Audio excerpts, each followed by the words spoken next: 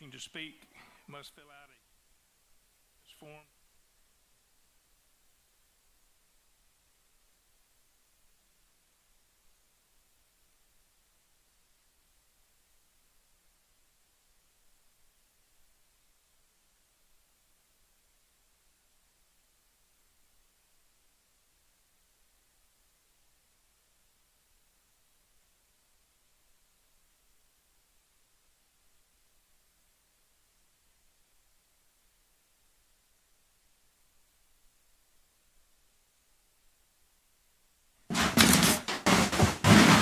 This is Reverend Rick McGaney. He's with the Fair Hope Christian Church. He's going to give us our invocation, and then Commissioner Ball will lead us in the Pledge of Allegiance. If you would, all please stand. It is an honor and privilege to be here with you all this morning, and it is good to give thanks to our Lord. Let us pray. Good morning, dear Lord. It is with gratitude that we gather this morning in your presence, seeking your wisdom, seeking your understanding and your patience as deliberations are held and choices are made. And we were reminded that we hold the unique position of leadership for which we do not take for granted, but in all humility use in service to lift up all people. We ask you to guide us this day, and may we find comfort and strength through your steadfast love and commitment to us. We ask you to bless all who are present here this morning. In your Son's heavenly name, amen. Amen. Amen. Now please join me for the Pledge of Allegiance.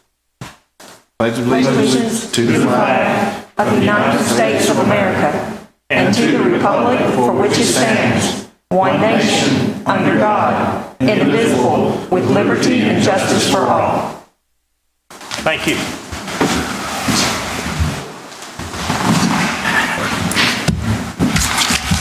Wayne, if you would lead us through our agenda.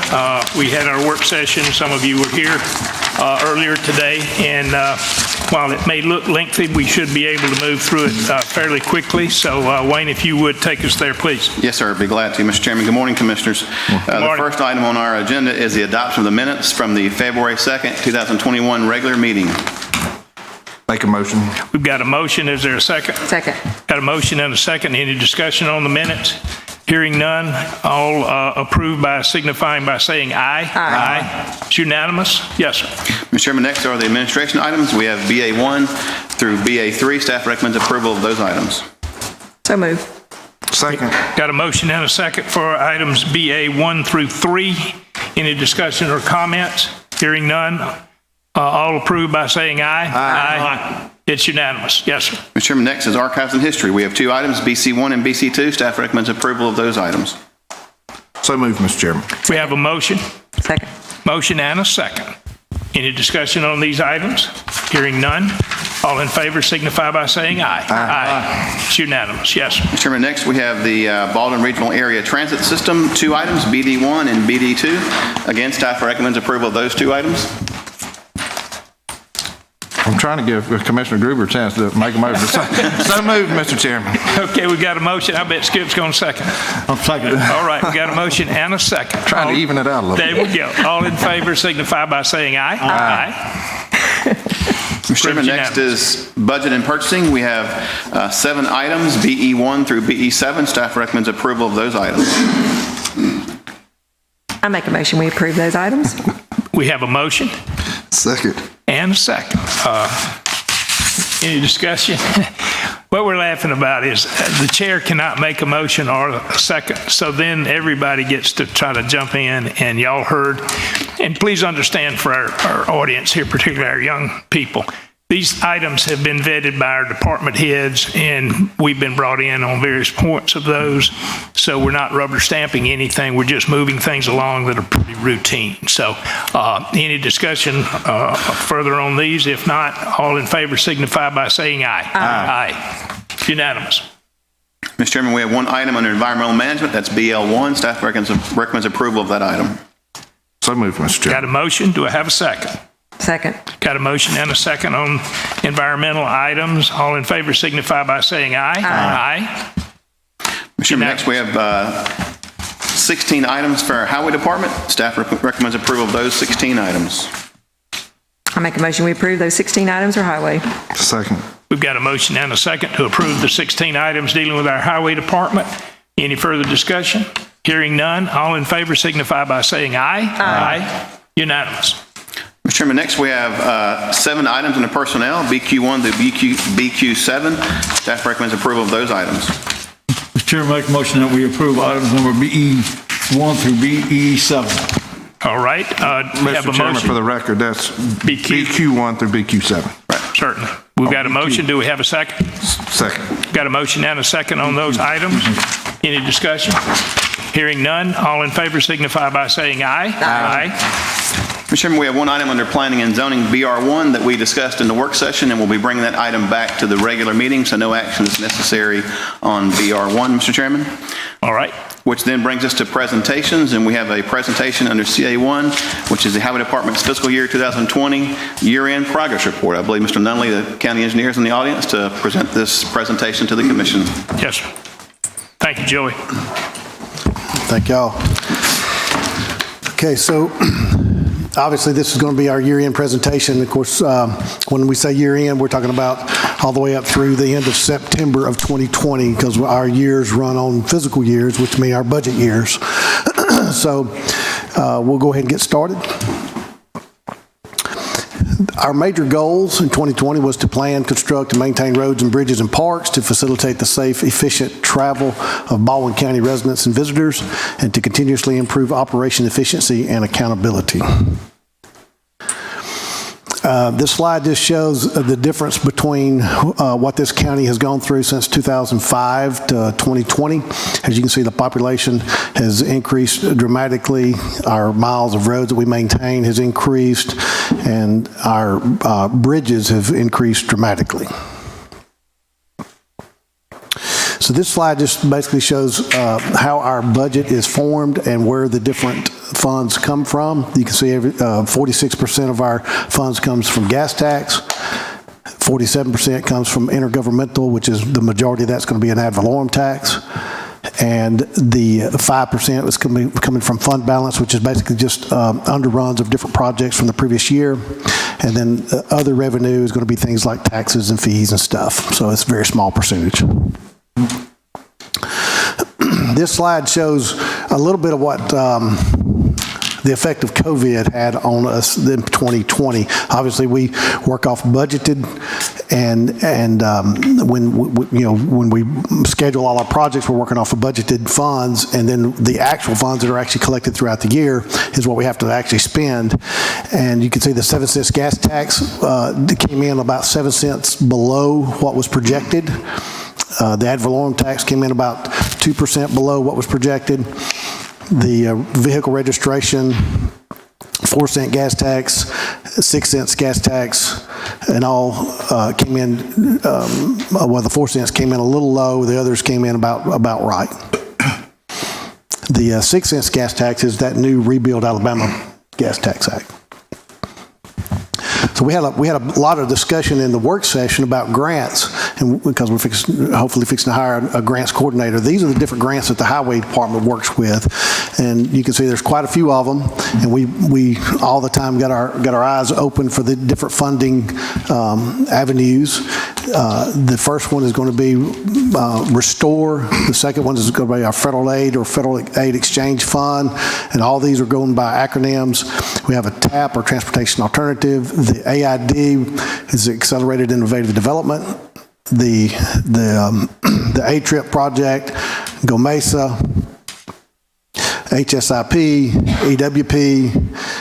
We have the Alabama, Florida MPO, the CRAFT Fund, Emergency Repairs, which we call ER funds, and of course we have FEMA. How do grants work? Well, if a project costs about $1 million, the grant funds can, and the grant, that particular grant is going to fund about 80%. Well, it's going to fund about $800,000, and then the county has to pitch in the other 20%, which would be about $200,000 for a total of the $1 million grant. So this pie chart shows how we divide those funds up. 41% in our projects, 19% in maintenance, 15% in engineering and admin, and 25% in the capital expenditures. So first, we'll just kind of break down what our projects are. From a management standpoint, we break down our projects into these 6 or 8 different types: resurfacing projects, dirt road paving projects, bridge projects, new road construction, safety improvements, capacity improvements, drainage improvements, and park improvements. So we set goals at the beginning of the year, and we do our best to stay on those goals and try to meet what our goals were. At the beginning of 2020, we set our goal to resurface 84.87 miles. We ended up actually completing about 76.44 miles of that, and then 8.69 miles of that was in progress, so it was about 90% complete. This is just a map of showing where those resurfacing projects were. And just a few pictures. I'm not going to go through all of them, just a few pictures of what we've done. This is County Road 21. This is Bromley Road, Ferry Road, Twin Beach Road, Grantham Road. If you'll notice in the top left-hand corner of this screen, the Rebuild Alabama's up there. That was anytime these projects were funded by a grant that we applied for and got, there'll be a tab up in the top left corner showing you what grant that was. And of course, that was Rebuild Alabama money that we applied for and got. The next goal was our dirt road paving projects. Our goal was to pave 13.55 miles. Obviously, we had a few things going on with COVID and Hurricane Sally, and it affected our productivity on this a lot. So we were only able to complete about 48% of what our goals were. Here's a few projects: Gap Weekly, North Magnolia Street, Cabinet Shop Road, County Road 26, Mifflin Creek, Juniper Street North, Miller Lane, Poser Road, Brewer Road, and this is just a schedule of roads that were either that we've started that hadn't been completed. You can see Bender, Bremen, Manic, Royal, South Boulevard, and Higbee were all started as of 10/1/20. A couple of those have already been completed since that date, specifically Higbee. The others, Kings Landing, Bender, George Johnson, Brantley, have not been started yet. As far as bridge projects go, our goal was to complete 4 bridge projects and to begin construction on 2. We were able to complete 3 and begin construction on 2. So we were about 83% complete on that goal. A couple of pictures of the bridges. This is going to be County Road 9 over Polecat, Holbriars over Brushy Creek West. This is County Road 9 over Barner Branch, which is just south of the other County Road 9. This is Fred Duggar Road. That bridge is actually in progress right now and should be completed within, I would say, probably within another month and a half. And this one is the Holbriars over Bushy Creek East, and this one's also under construction as we speak. Lindholm Road was in progress at the end of this of 2020's fiscal year, but it actually is complete now. These are the next 2 are going to be again grants. The Accelerated Innovative Development Grant that we applied for and was successful in getting. This is County Road 65 Bridge over Turkey Branch, and Doc McDuffie Road Bridge over Wolf Creek. Both of those bridges are included in that grant. We let them both. Project's been awarded, and the contractor should be started soon. New road construction. Our goal was to secure funding and begin right-of-way acquisition on the Baldwin Beach Express 2. Obviously, that was all part of the bill that ended up not passing the vote. So we are now looking for different avenues for funding sources on that since the vote did not pass. Our safety improvement projects, our goal was to complete 3 projects and begin construction on 2. We were able to complete 4 with 1 in progress, and then 1 project was under construction and 1 in design.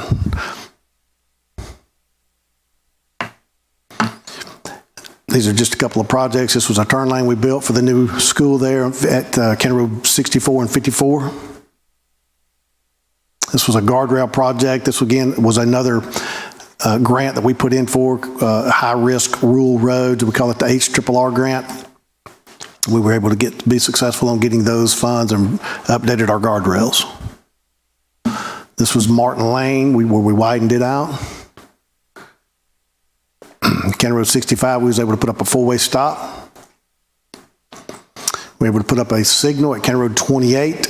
This was a joint effort with multi-agencies between us and Summerdale and ALDOT.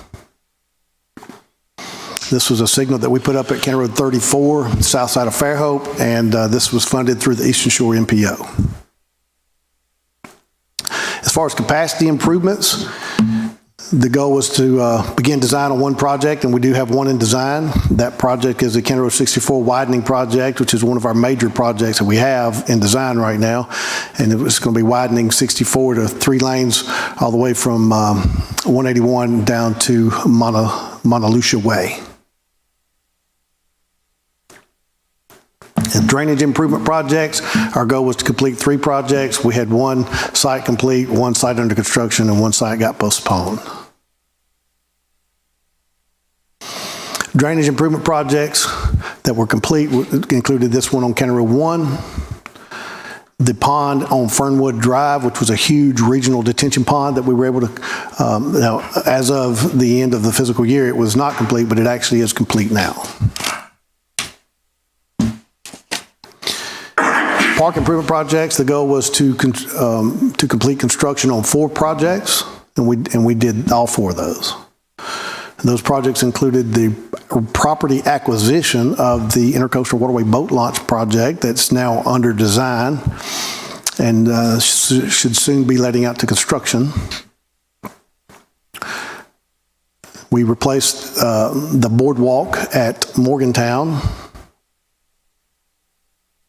We put some bathrooms at the Bicentennial Park. And these bridges, these pedestrian bridges on Scenic 98, there was actually 4 or 5 of those that were in bad need of repair. We were able to repair the one over Fly Creek, Red Gully, Rock Creek, and this one over an unmarked bridge. So from the maintenance facility standpoint, again, this makes up about 19% of our budgets. Our maintenance facilities are broken down into 3 areas. We have area 100 in the north, 200 in the middle of the county, and 300 in the south. And of course, our traffic operations is a separate operation as well that covers the whole county. Our goals was to ensure that all citizens' request work orders are processed timely and to ensure annual and biannual inspections are performed on all roadways.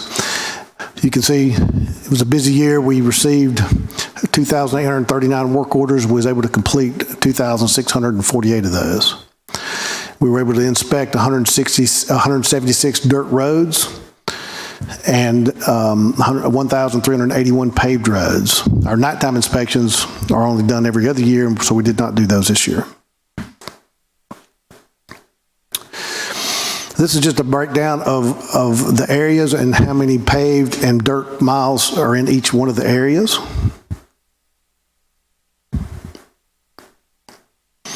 This is a graph showing all 161 maintained bridges we have in the county.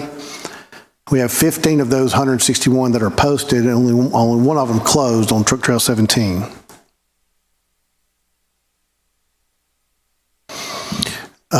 As far as a summary of what we do in maintenance, this is just a good summary of the maintenance projects.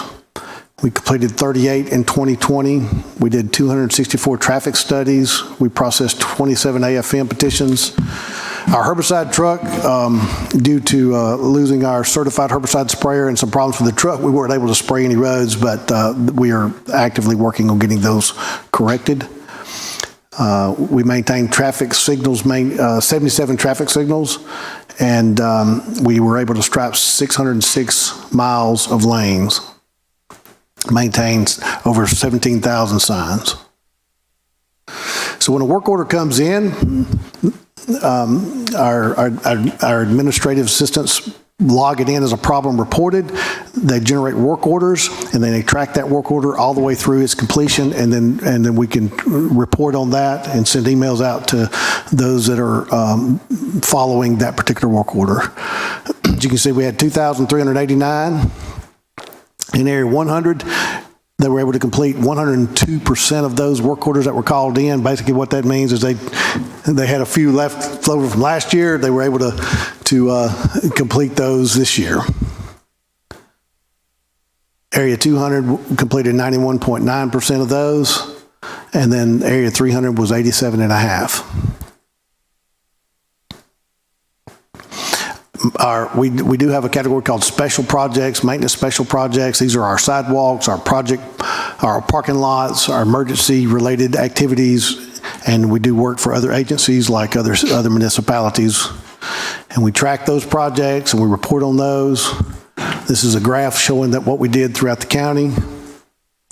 These things just pop up all through the year depending on our different needs, like Bay Minette Airport resurfacing. We helped them out with that. We also helped Perdido Elementary School out with some standing water and doing some grading and paving. We did a sidewalk on County Road 1 through a grant. It was called the Transportation Alternative Program, or called a TAP grant. We were also helped the town of Alberta out with some drainage improvements. And we maintain 424.46 acres of wetlands that are at our wetland mitigation bank in Gulf Shores. We also had a couple of ADA projects where we did a lot of ADA improvements on our sidewalks. And obviously, from an emergency standpoint, we had Hurricane Sally. So I just want to run through a couple of slides here about how Hurricane Sally affected us. This map right here is very interesting. This shows the amount of rainfall that happened in Hurricane Sally. Obviously, the orange, the top left, was lighter rain, and when you move to the bottom right, it gets heavier. The heaviest rain is going to be more in the white and light purple areas. And if you can see these areas here, this area here that I'm pointing at with a pointer, those areas received up to a 200-year storm event, but then this area right in there received a 500-year storm event. So it was quite the rain event. From a cost standpoint and what kind of work does Sally generate from us, it's broken down. The way FEMA breaks it down is the different categories. Category A is our debris cleanup, and the total estimated cost. Now, all these that I'm fixing to run off here are all still in the works. They're not set in stone. These are all estimated prices. But we're estimating about $60 million worth of vegetative and C&D debris that was picked up off the right-of-way. Now, the Highway Department didn't actually take the lead on that. That was our Solid Waste Department. They've done a great job doing that. Preventive measures, which is basically just what we do on the front end to help protect our citizens, preparing for the storm, and what we did directly after the storm to safe everything up, that we spent about $685,000. The Cat C, as you can see, there's about 4 or 5 of those. We've broken those down into paved road damage, sidewalk and guardrails. We had one project at Fernwood Drive that was under construction that received a lot of damage in the amount of $201,000 of damage. Our signs got ravaged throughout the county, about $300,000 worth of damage on those. Our unpaved gravel roads got washed out, so we're asking FEMA to help us fund those in the amount of $530,000. Our cross drains got washed out in the amount of $6 million. And again, all these projects we're working through FEMA to help us reimburse those. So these projects will be going on for over the next year. And then FEMA covers some roadways, but they don't cover all roadways. Our major roadways are actually covered through the Federal Highway Administration, and we have to go through their process as well. And we had about $1 million worth of damage on those, and we'll be working through FHWA to get that money refunded as well. And our parks received about $864,000 worth of damage, for a total of $96.6 million of estimated cost that Hurricane Sally bestowed upon us. It was quite the storm. From a budget standpoint, we'll go down to engineering and administration activities. Again, we break this down into different departments. We have our pre-construction department, which is our design and right-of-way department. Our construction engineering, which does all of our inspection on our construction projects. They do all our bridge inspections, and they actually also help inspect and permit subdivisions. Our geospatial operations and our admins.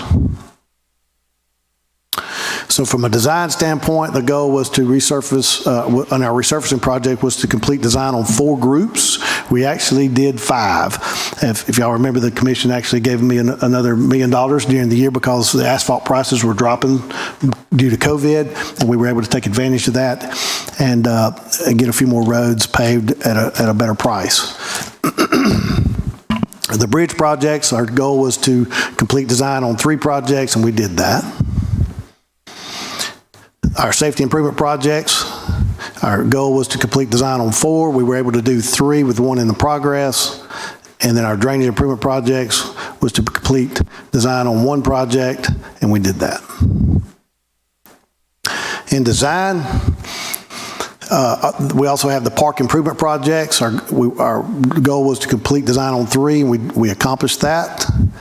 Our special projects was complete design on 6. We were able to do 3 of those, and 3 of those were in progress. So the biggest part of all that I just did was going over there in our design section. One of the biggest hurdles we have to jump is actually to acquire the right-of-way for those projects. It takes a lot of time, takes a lot of effort, takes a lot of man hours, takes a lot of one-on-one conversations and meetings, and obviously COVID has hurt that a lot. So this slide is very important because all those funded projects that y'all funded and asked me to do required us to acquire about 59 right-of-way tracks. 50 of those right-of-way tracks were actually acquired, and my right-of-way department was actually able to get 43 of those 50 donated, which was huge. So our right-of-way department also works on projects that are not funded, projects that we are scheduling for next year. And those projects, obviously we're trying to get right-of-way there. They've been identified and we're working on, and that goal was to acquire 46 right-of-way tracks. They were able to get 29 of those, and all 29 of those were donated. Pre-construction engineering, also this is just a summary. The projects that were in design was 103, environmental permits were 7, special projects or special requests was 69. The right-of-way department continuously receives requests for research on what right-of-way we own. They received 852 of the requests this past year. The tracks acquired was 79 in total. Right-of-way vacations were processed were 6, and the deeds prepared was 102. From a construction engineering standpoint, again, this is our guys that actually inspect the actual construction projects that are going on. They were able to inspect 61 projects, inspect 86 different subdivisions. Inspect and permit 86 different subdivisions, process 47 commercial turnouts, 29 license agreements, and 340 utility permits. We also have a geospatial operations, which includes our surveyor. And this has been a vision of mine with the department, is to try to get a good data and inventory of everything we have on the road from a geospatial standpoint. And as you can see, we have 100% complete on our survey to GIS, 100% complete on except for maintenance, and 100% complete on our functional classification assessment, and then the others are still in progress.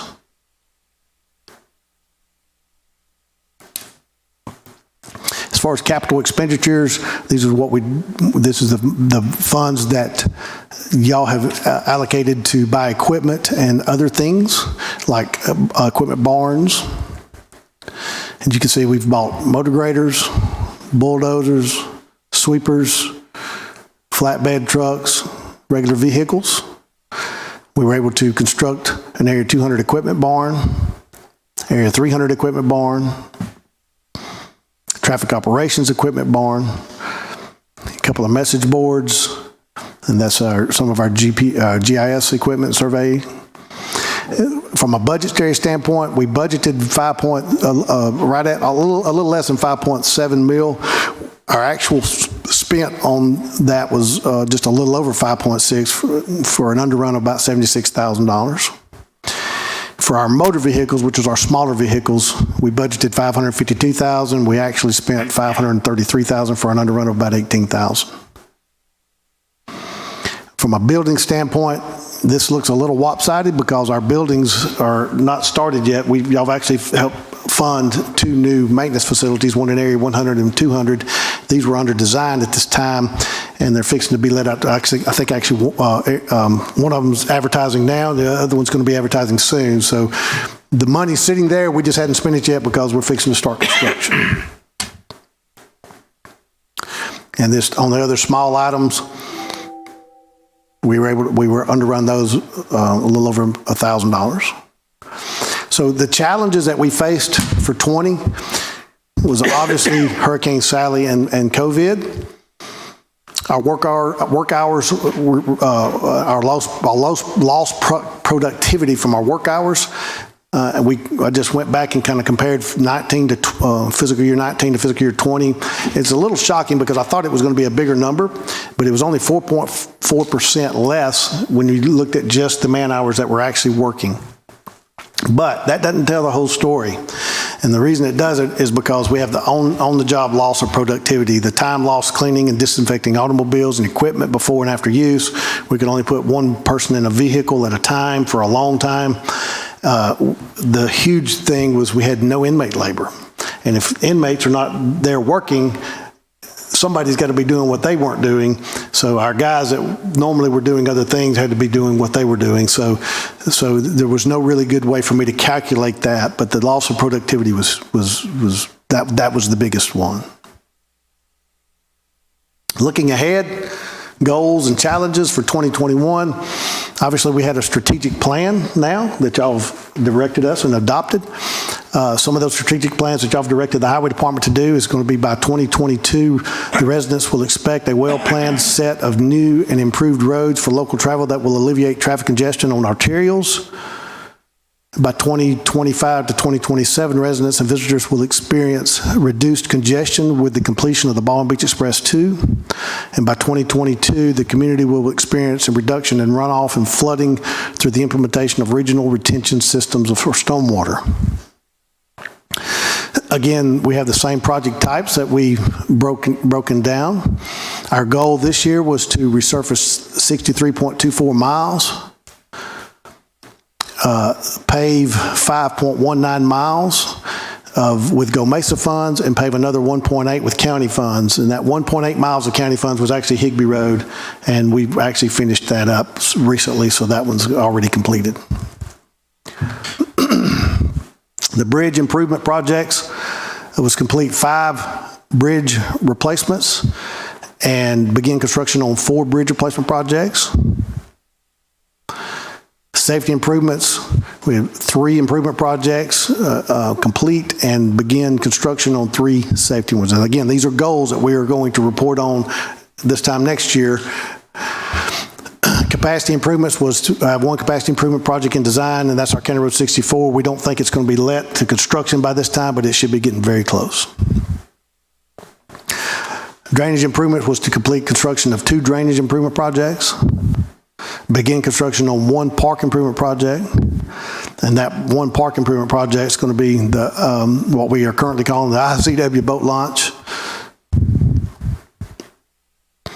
We also have the Lillian boat launch project that was funded through our Restore Council. That was another grant that we were successful in getting.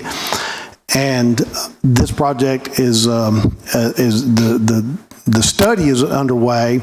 We're working through DCNR to get that scope approved, but this one got a little complicated because it got a lot of damage from Hurricane Sally. So now we've got a restore grant repairing some of the stuff, and then a FEMA going in and repairing some other stuff, and so it's going to get a little complicated on us, but it's nothing we can't handle. Maintenance activities was to ensure all citizen requests and work orders are processed timely and to ensure annual and biannual inspections are performed on all roadways. Our geospatial, our geospatial guys set new goals to complete the cross inventory, the cross drain inventory, the road sign inventory, develop and complete damage assessment database, which is going to be huge for the next storm event that comes, and to continue improvement in training for GIS staff and integrate development of existing databases into Munis, which was the new system we just went to.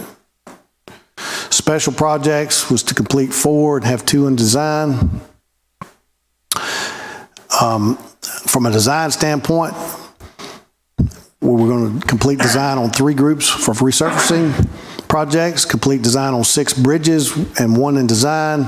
New road construction was to complete design on 2 projects. Safety improvement projects was to complete design on 4. Park projects was to complete design on 1 project and begin design on 2. Special projects was to complete design on 6 projects. This is one of the safety improvement projects that's in design already. This is County Road 13 roundabout at 44.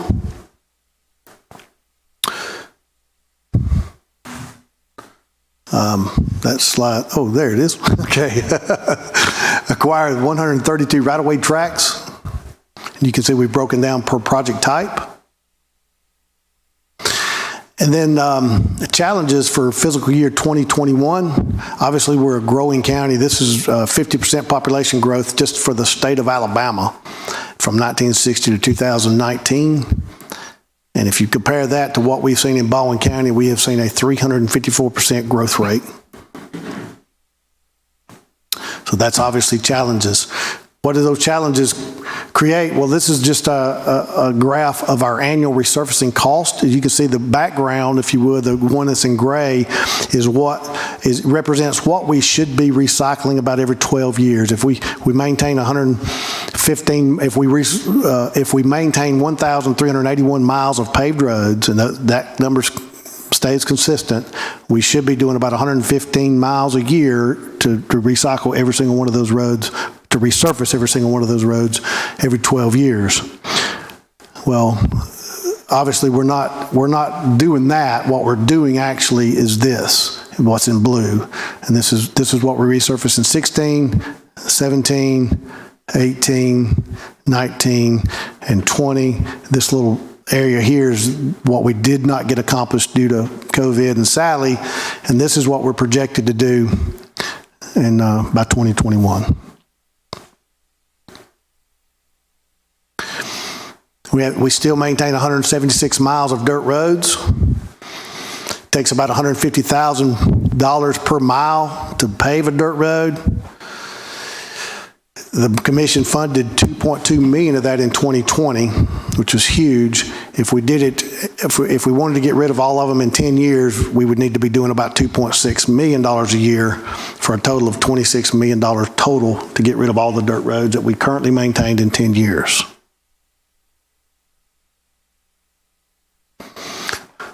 So one of the goals for our strategic plan was about capacity improvement. I've identified just a few of the big projects that we need to concentrate on. One was obviously to extend the Baldwin Beach Express from 10 to 65. We're actively trying to find funding sources for that. Extend County Road 48 from Bohemian Hall to County Road 48. Industrial Drive, which is up here near the mega site.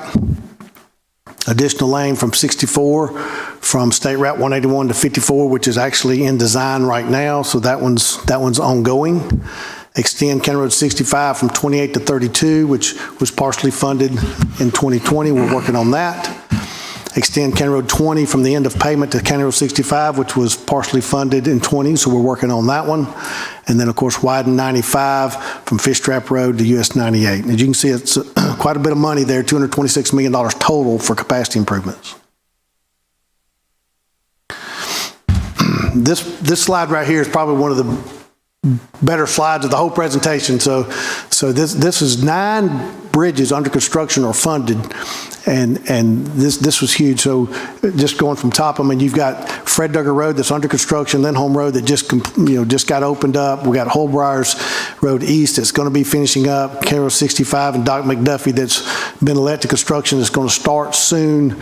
We have North River Road, Davis, and both bridges on County Road 34 that are being designed now. So that's $7.9 million that the commission has actually funded for construction, and that's huge. I don't know that we've ever had that much bridge activity going on in my tenure. So that's kudos to y'all. We still have 8 bridges that are posted, and you can see some of them get pretty pricey. This one over 32 at Fish River's around $10 million. So that's my presentation, and if y'all have got any questions, I'll be happy to answer. Joey, on the, I know you got some looking into the future, but what's going on with the green energy, the fossil fuels, trying to cut back on them? We're starting to see the gas prices go up, and we're going to start seeing the asphalt prices go out of this world too, also, I'm afraid. Yeah, that's going to add a big cost to us.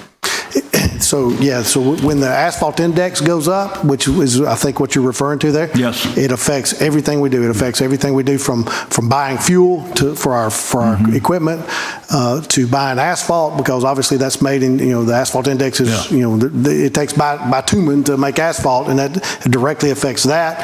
So the price of everything could go up, which is why we went ahead and the commission felt the need to go ahead and do that $1 million worth of resurfacing last year to take advantage of the low asphalt index price. Okay, I think that's going to be something we're going to have to put up with. Where it's going. I have a question. So you said we had 15 posted bridges, but you said we still have 8 more that haven't been budgeted yet. So the ones that are funded and under construction, those other 7 are included in that?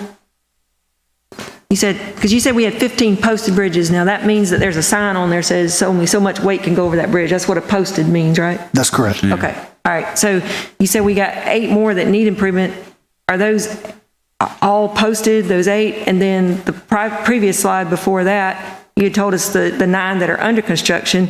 So we are addressing a big majority or half of the posted bridges with what's under construction and what's funded now, right? Absolutely. If you'll see and I put an asterisk, but I should have explained, but the asterisks here that are on this slide, which are the ones that are being designed or under construction now, those are the posted bridges. Okay. So you've got a few on this slide, and then obviously all of those are. All of those are. Understood. Okay, I understand. Thank you. The 32 bridge, that's going to be probably our most costliest thing. Bridge out there. It is. It's the biggest bridge in the county, and one of the taller bridges in the county, and there's right of ways really confined, and it's going to be a task to replace that one. Yeah, there's no place to acquire any more right of way because of the houses that are built there. On the west end, yes. And how much longer do you think that bridge, just ballpark, before we really have to do something to that bridge?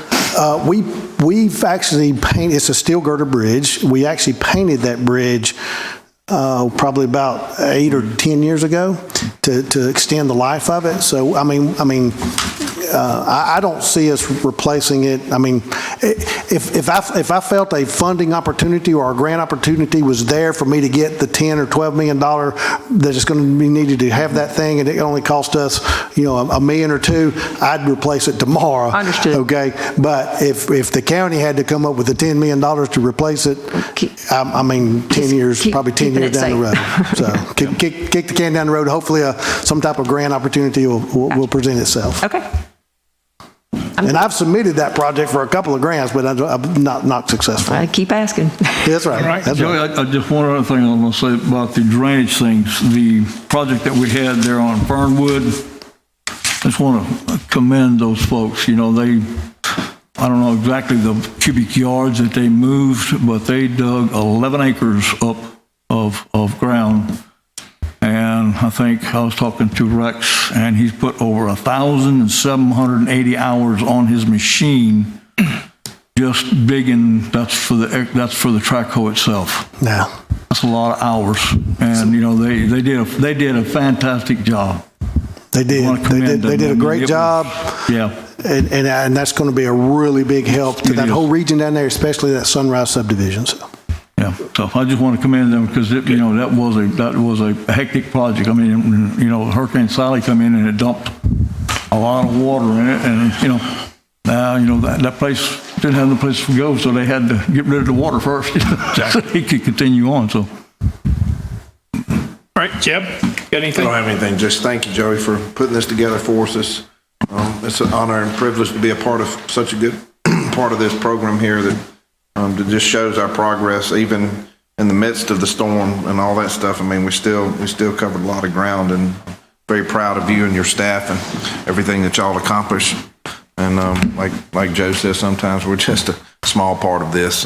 Y'all do all the work, and I can't express the gratitude for that. Thank you so much. thank you. And I can't do any of this without you guys. I mean, it's Well, I've told you this before, and I'm going to say it in front of these young people and anybody that'll be watching it later on. We're blessed to have wonderful, not employees, but team members. And you got people at the top, you got people in the middle, you got people down on the ground. And I'm telling you, he's a rock star. And he makes things happen, and he makes us look good. And if things are going sideways, he gets in our ear right away so we can help him figure out an answer. Things rarely go sideways because he has, remember, all the big things happen because all the little things come into play. And if there's ever a department that has to have it just right, it's your highway department. Building a new road's pretty easy. Repairing an existing road with traffic on it and all the things that it involves, and as Skip mentioned, stormwater runoff, just because you get it off of this spot, you got to know where it's going. And Joey, I want to tell you again how much I personally appreciate being a small part of this team. Okay? thank you, Commissioner. Thank you. All right, sir. And the picture that y'all see on that screen right there is Joey's infamous picture that he has hanging in his office that I'm jealous of, but that is one of our roundabouts. That's not right. some city around, far off. That's one of our roundabouts. That's on, that's in the one in Fairhope, right? Yes, that's actually Fairhope Avenue and 13. And actually, Matthew Brown actually took that picture at night with a drone. So, right, Excellent. Matthew? Correct me if I'm... Yeah, so kudos to Matthew. So There you go. It's a great See, picture. Like I told you, it's a team, and we all jump in, right? Thank you, Matthew, for that as well. Okay, let's move on to the next topic, please. Mr. Chairman, next are the public hearings. We have 3 of those, and the first public hearing is a rezoning case number Z-21003, the Garlot property rezoning. And Mrs. Borkin is here from the Plan Department. All right, we need to open this public hearing at this point? Yes, sir. All right, very good. We're open to the public hearing on the case just described. Yes, ma'am. All right, this is a request to rezone a little over half an acre from RSF1 single family and RSF2 to RA to allow for a home occupation. The subject property is located on Boykin Boulevard in Planning District 22.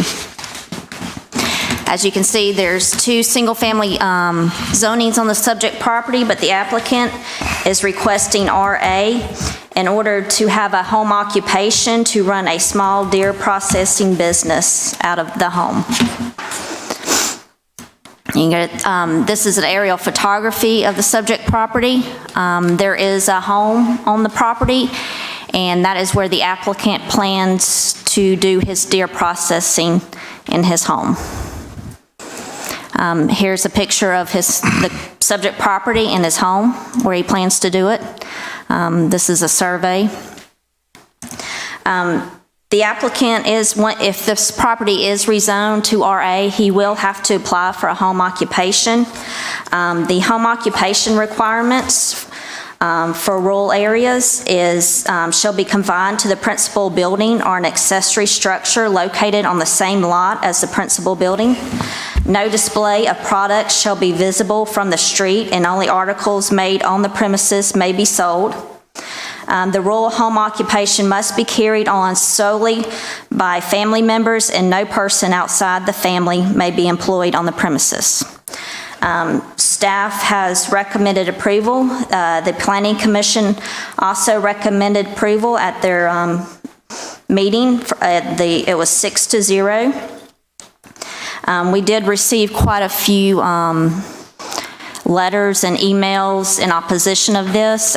We did receive a couple from nearby that were in favor of it, but the Planning Commission did recommend approval. All right, thank you, ma'am. Wayne, do we have any people signed up to speak at this hearing? Yes, sir, we do. We have several. The first person signed to speak on this item is Sherry Scarborough.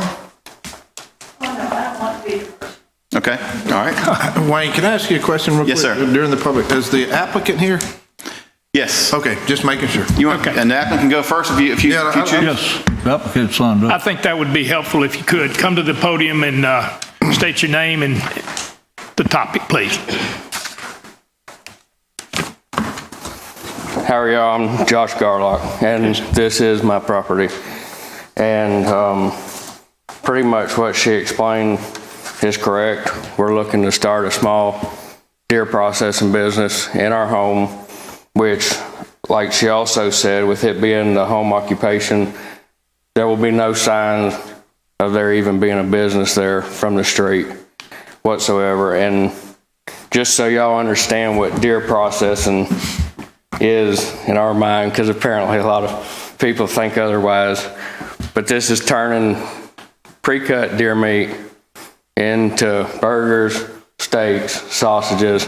This is not dragging whole deer in, cutting them, leaving carcasses around, nothing like that. So it's just a small family, friends type, who we'll be processing for, and it'll just be me and my wife. So people are gonna bring you a cooler full of pre-cut meat, and then you're gonna turn it into what they want? That's correct. Nobody's gonna bring you the deer to skin clean? Right, that's correct. And also, I'm sure it'll get brought up because the game warden's already been sent out to my house once and was reported as doing illegal deer processing operation, which he found was not true. And he gave me his number and card and told me if I needed anything from him to call him and let him know. But also, what I was going to say about that, about the illegal stuff, if the meat comes from Florida or any other state, it has to be only meat. There's no bone, no skull, no type of carcasses whatsoever is allowed into the state of Alabama from any other state. That's because of the CWD. Correct. So, and you have to keep records of all this. You know, there's a public hunting property just down from my house where you have access to hunt on forever wild land. So the game warden's down there all the time. And like I say, when he stopped by, you know, he checked and let us know what we have to have. You have to have a confirmation number for each deer that's brought into you that shows who killed the deer, where it was killed at, and all that paperwork has to be with the meat the entire time. So there's no real way of getting around that. And also something else that'll be brought up is that me changing to rural agriculture is going to bring down other people's property values, which I don't see that could happen. The map up there just shows my property and the couple beside us, which my property is this lot right here. Every bit of this on our street is rural agriculture. Everything that's green. How could my one little piece right here change any difference from all that? And pretty much that's all we have. I mean, I won't go into all the negatives. I know there's a petition and there's a bunch of stuff that's been said that isn't true. And first in the letter that was sent to y'all stating that the first meeting we had that I spoke, it says Mr. Garlock spoke at the meeting legally after his question and answer session. It should have never been approved to even present to the commissioners. Mr. Garlock admitted in a public forum that he discarded the remains of the deer meat in a residential garbage can provided by Baldwin County Solid Waste on Tuesdays, which this is illegal. It's completely untrue. I don't know if y'all watched the meeting that we had, the last one where I got up and spoke and everything. I've watched it 5 or 6 times. Nowhere in there, there was only one person that even mentioned garbage pickup, and that was one of the people that was opposed that spoke. So I had said anything about that. And pretty much that's about it. I mean, if you have any questions or whatnot, I could answer them, but I have a question for you. Yes, ma'am. So I understand a little bit about deer processing, so I didn't have those misconceptions. But I do have a question. You're allowed to do your own personal deer processing in your house if you want to. It's just that you're seeking this because you want to form a business, or were you already doing this as a business and then found that you were not in compliance? That's my question. No, I haven't done this as a business. I have done it for friends and family. I do process my own deer meat. We've been doing it my entire life. And that's perfectly legal. But if I wanted to process, say 15 of my friends all had deer that were taking up the big name places, paying $300-400 to get them processed, when they could bring them to me and I could do it for half price, or whatnot, there in the house. I mean, why not? So no, I haven't been operating as a business. What I'm doing right now is trying to do the legal right process. Okay, that was just a question. I was just trying to figure out how you got if somebody pays me and I put money in an account. I was trying to figure out how you got to the point of wanting to rezone, because if you want to rezone to a rural agriculture, even though I realize rural agriculture is surrounding you on one side, or a big portion up there, a half an acre is not generally considered rural agriculture. So it kind of just sparked me that, that this was the measure that was suggested, or that you requested in order to do this, because I think of rural agriculture as bigger parcels of property, even though you might be connected. I mean, do you own any of the other? No, I don't own any of that. But there are smaller lots on the road here that are smaller than mine, that half-acre lots that are rural agriculture. But the rural agriculture deal was suggested to me. When I went to the zone, we called around trying to find out exactly what we needed to do. Okay, well, I'm going to stop you just for a minute. You can continue with your thought process. I don't want to I want to give you your opportunity. But what I'm saying is that probably the ones that are smaller lots, those were probably whenever the zoning came into place, that was the existing use, and so they didn't rezone it to residential. So I'm just trying to get this in my mind, but I don't really have any more questions. So if you want to continue commenting a little bit, that's fine. But we Okay, chairman yes, can control the number of minutes they allow people to speak. So I don't want to get the public hearing too lengthy. I got you. Well, yes, ma'am. That was recommended to me by the planning and zoning. When we called around trying to ask what we needed to do to make everything legal, we sat down, they really didn't know what to do. They went through the books, we sat there for probably an hour or so, and they said they didn't have any real requests. So what they came up with was to rezone to rural agriculture to have the home occupation. Okay. Okay. Skip, do you have any questions or comments? No, not at this time. All right. Jeb, No, sir. let me ask you something. Yes, sir. I'm from up in the country in Clark County. Me and some of my good old boys have come down and kill a couple of deer. We got them on the back of a truck. We pull up to your house. We don't have them ready. What's your plan? What would you tell us? Where would you send us so we wouldn't get you in trouble with what you're proposing? I would probably recommend that you took it back to the property that it came from. Normally, when deer hunters have property, they have what you call a gut pile. There you go. They clean their deer at the camp. They discard of the bones, the carcass and guts in the woods, and nature takes care of that, and you bring out the meat. And if you'll check around most other places, there's too much to lose from having it. You really can't do the whole carcass deal. It's not worth it to make a few extra bucks to have that. Like you say, then I would have to take care of it. and do something with it. And if I don't own property, I'm taking that carcass to a different piece of property where it came from. So Okay. that's what I would recommend. So you have in your mind, you have a system or a protocol that would address that should it happen? Is Yes, that sir. correct? I mean, I wouldn't, I mean, like I say, we're going through all this. I think people would know before they came to you that, because there's these places around here that they can only bring the meat. Yeah. You know, so, I mean, he doesn't want to be advertising this, and there's not. Right, there will be no advertisement on the street. Somebody would have no- to have told me and my good old guys that you existed or something to that extent. One last question. From this process, based on what you will receive, what sort of disposal, what would be involved in the garbage or the refuse that would be left over and that you would include in your garbage pickup? Well, the garbage, we talked to Baldwin County Solid Waste, and there is a special container that they will bring Good. to you for having this. But if there is, which it was brought up in the other meeting also about being meat disposed, I mean, there's going to be a few pieces of silver skin and whatnot. We've also contacted the zoo, and the zoo takes stuff like that. You can bag it, freeze it, put it in a cooler, you know, and keep it, and then take it and donate it to the zoo. Very good. Those were things that had been expressed to me and things that I wanted to give you an opportunity to share with everyone. Yes, sir. I appreciate Thank you. that. Thank you. All right.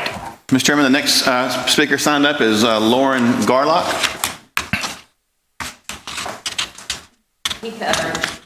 Okay. Thank you. Yes, thank you. All right. Next speaker signed up to speak on this item is Gail Beach.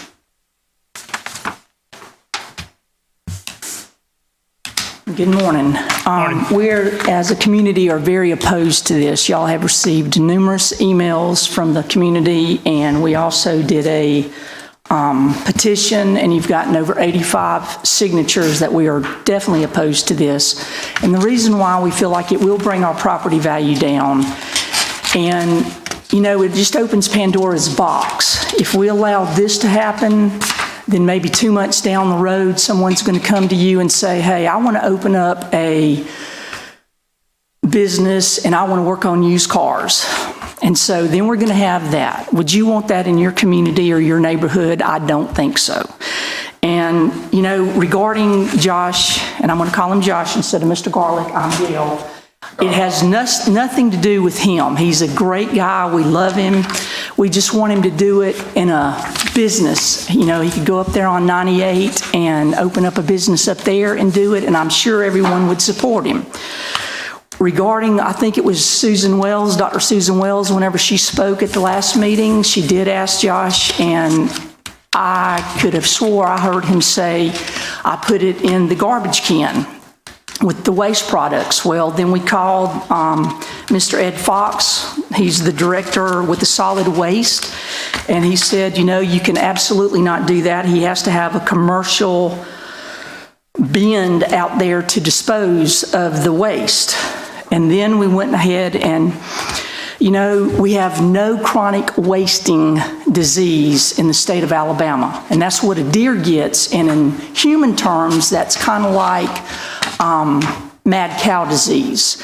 And so the deer in the state of Alabama, we do not have that yet. That is guarded is protected, and the deer are tagged and everything. However, they have been noted to be 25 miles outside of Alabama in Mississippi. And so if I'm not mistaken, at the last meeting, Josh said that he and his buddies go over to Florida. They take the deer apart and they bring back the parts and clean it. Well, it is against the rules. I mean, you cannot transport a deer from one state to another state. That is illegal. And maybe we'll do it all from Clark County or whatever, but we cannot do it from Florida or any other state. You can't, hang on, you can transport the meat, you just can't transport the skeleton and bone marrow. Meat can be transported back. Well, this information we did a lot of research. Meat doesn't have chronic wasting disease in it, it's within the bone marrow. And that's why people that kill these deers, and they want to bring back the big head mounts and all that stuff. Right. They can't do it. It's got to be dried out and all that stuff. Just cutting the meat off is I don't know if there's anybody here that can speak to that. Well, let me just tell you, with chronic wasting disease, a deer appears normal, and they do not show any signs of disease for 2 months to 2 years. So the only way you're going to know if it has chronic wasting disease is to biopsy that brain. Right. So you don't know if this is going to be an infected deer or not. So that's the reason why I will find and give it to you where we found that information about crossing state lines. And it says any part of the deer. And then, let's see. It was referenced in the guidelines posted in Outdoor Alabama. That's where we got this information. And I had that at the house, but I didn't bring it, but I will get it to you. And we just would like to request that he do this in a more suitable area. My question to you, would you like it in your neighborhood? And that's all I have. We're worried about it bringing down the property value. You know, he said that he was not, he did not agree with the people moving in and building $1 million homes and stuff. Well, that's coming. Look at 98. Look at all of the subdivisions that they're planning to build on 98. Eventually, we're going to talk about four-laning 98. I mean, Lillian is a little bitty area down there that, you know, is out of the way. No one in Baldwin County, you know, thinks about it, but the ones of us that live down there, we love that area and we want to be a part of that community. And we are very opposed to this. And all of these signatures, primarily, there's approximately 85 of them, they came from 99 North, which is our side of, you know, everybody thinks about Lillian, the Cove. Well, there's a whole nother section over there also. And, you know, you've got to have a solid waste container to put that residual of the deer in. And, you know, it's 0.53 acres. How is that gonna look in the neighborhood? I mean, we're just very opposed to this. Okay, all right, we need to adhere where we can. Are you ready to wrap up your comments Yes, at this point? Yes, sir, unless anyone has any questions. Okay, are there any questions or comments? If not, we appreciate you coming forward and providing us with this information. All Thank right, you, ma'am. thank you, sir. Ms. Dice, are there others to speak? Yes, sir, Mr. Chairman. Next, we'll go to Mrs. Sherry Scarborough.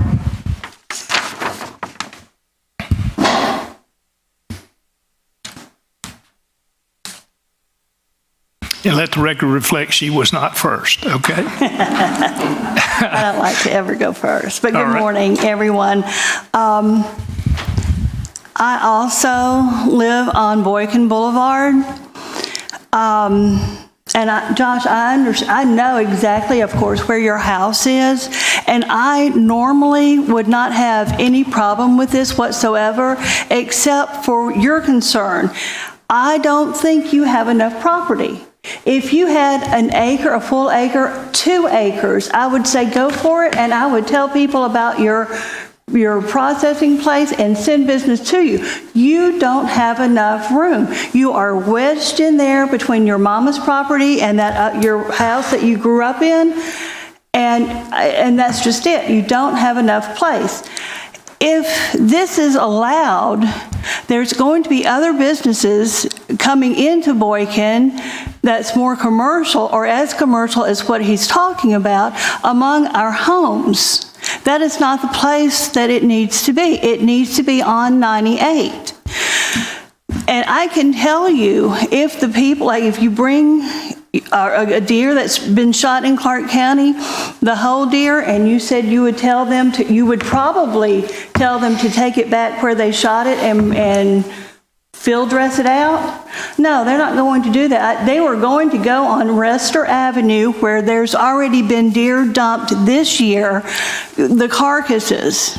And my property is right in front of Forever Wild, which goes down Oak Street and it opens up into Forever Wild. That's where the deer carcasses have been already this year. I'm not saying that they came and did that and brought it to Josh. I'm just saying that we've already had people dumping illegally deer carcasses right there on Rester Avenue, practically in my backyard. And so I'm just saying there is a possibility that this would increase the illegal deer carcasses. This is not the place for this business. It really is not. I wish he would find a larger place. I don't know about all these other things. This looks like Rester back there. I don't know. I don't know what the zoning is on the street behind us, but this, where Josh is now, is not the place, I don't think, because he just doesn't have enough area. You know, I just really don't think this is where it needs to be, and that's all I have to say. All right. Any questions or comments? Thank you, ma'am. Wayne, do we have others that Yes, sir. have signed Mr. Chairman, up? the next speaker is Carl Magnuson. Is Carl here? I think he's coming from the outside. Okay, here he comes. Carl, if you would, confine your comments to about 3 minutes, and I'll give you a little thumbs up when we start getting close. I'm not a big speaker, so. Well, you go ahead, and we need to hear your message. Okay. Well, my name's Carl Magnuson. I live on Boynton Boulevard, and I'm a little bit appalled that I'm in this position because I didn't think it would get this far. And as far as I'm concerned, call it what you will. You know, you want to call it deer processing, or you want to call it slaughterhouse. I don't know. I can't corral the deer to get them over to his place so he can process them.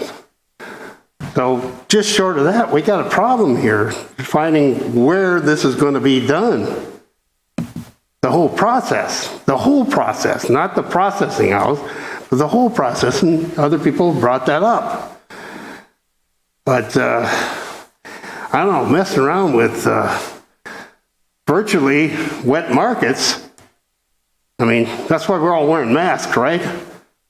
We believe that somehow this animal thing and people, you know, you what do you have? Well, swine flu, and now you're talking about some kind of mad cow disease or mad deer disease. I don't know. I don't know about that. But I am vehemently opposed to this whole thing. And yes, it will drop the property value, but and then you guys already covered where the parts go and covered all that. So I'm not going to use any more of your time, but I've had my 3 minutes, maybe less. Okay. But I thank you. All right. Got any questions from any of us up here? All right. We appreciate your input. Thank you, sir. Mr. Chairman, the last speaker we have signed up is Mr. Jerry Key. All right, Mr. Key.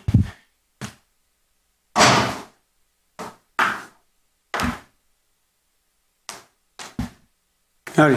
Hello. I'm Jerry Key from Lee. I live right next door to Josh. I'm his stepfather. I'm a commercial fisherman by trade, so I have a small business right there out of my house, which is the same thing that my dad did, and his dad, and his dad, and his dad for over 200 years in Leon. Leon is named after my great aunt. My family's run just a small family business like that, like I say, for over 200 years.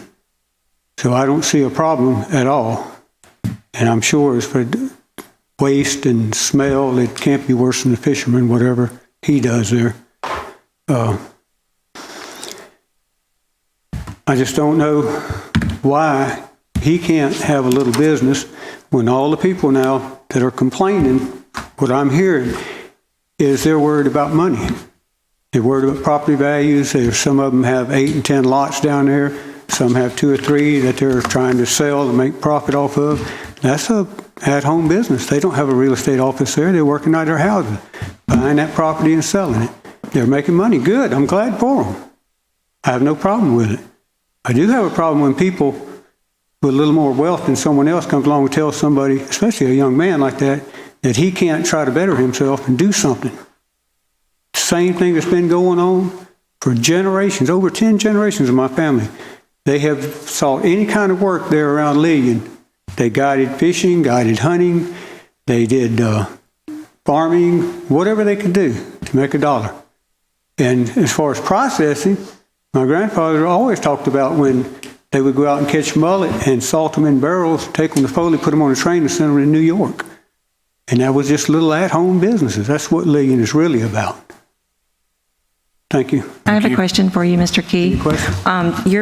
Your property is to the right or to the left of the subject property? To the right. Okay, so that property is RSF2, is that correct? So it says RSF1 and RSF2, okay. Yeah, I don't, So were you operating this business prior to zoning, so you're grandfathered in under that, so that if you were to just now start your business, it would not be, it would be not in compliance. So as long as you continue that business, you can continue it, on and on. But it's, if you were to cease doing what you're doing, you wouldn't be, am I speaking correctly from a zoning perspective? I just want to make sure, because you asked the question, why can't he start a business? Because he's not already grandfathered in and he's in a residential area. That was just the only comment that I wanted to make sure that it was understood. And really and truly, the use of the property is not the main concern right now. It's the question is, you're asking to rezone, okay? And so that's a serious issue when you got other areas in that. I mean, I understand concerns, but there's any number of things that you could do at a home business besides deer processing that might not be agreeable or disagreeable. So I don't want to continue the public hearing on and on. I just wanted to ask that if you were doing that prior to zoning. I had no idea about the zoning thing. I just learned about it when Josh started this. I don't know. Thank you. Thank you, sir. Thank you.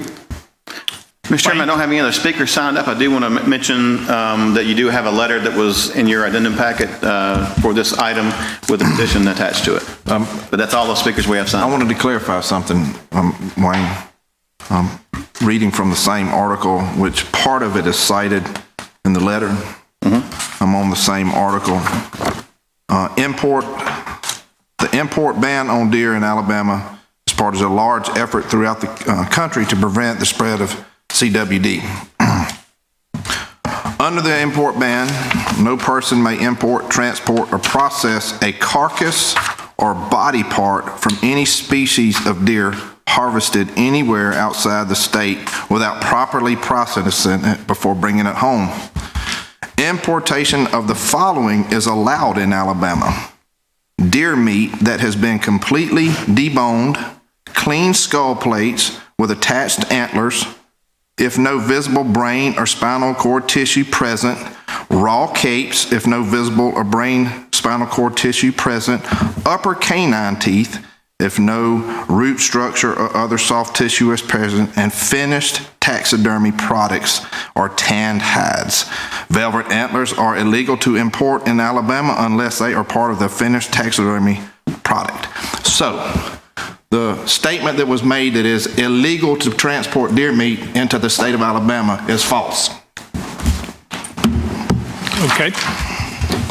Wayne, anything else that we need to do at this point? No, sir, there's no one else signed up to speak. Mr. Chairman, I don't know if anyone else in the audience didn't sign up, but that's all the official speakers we've had signed up. I didn't sign up, but I wanted to ask a question. Well, why don't you come to the podium and give us your name, please, so we can have it on the official record. My name is Mary Jo Conley. I live on Boykin Boulevard also, and I'm not concerned at all about the meat processing in his kitchen, which he said he was going to do, but I'm concerned about the rezoning. He built that house a little less than a year, or around a year ago, knowing if he was already doing this meat processing, that he would be building in a residential lot. Why didn't he go out and build in the country where he could, in a rural area already? And his father-in-law, or I mean his stepdad, I'm sorry, Mr. Key, he's been doing that business, and it's been profitable, I'm sure, and it's very non-noticeable. But He doesn't have people coming there all the time. But I'm just curious. I've dressed deer before, and I've never been able to just cut all the meat off of a bone over at my farm and then take it to Loxley to get processed.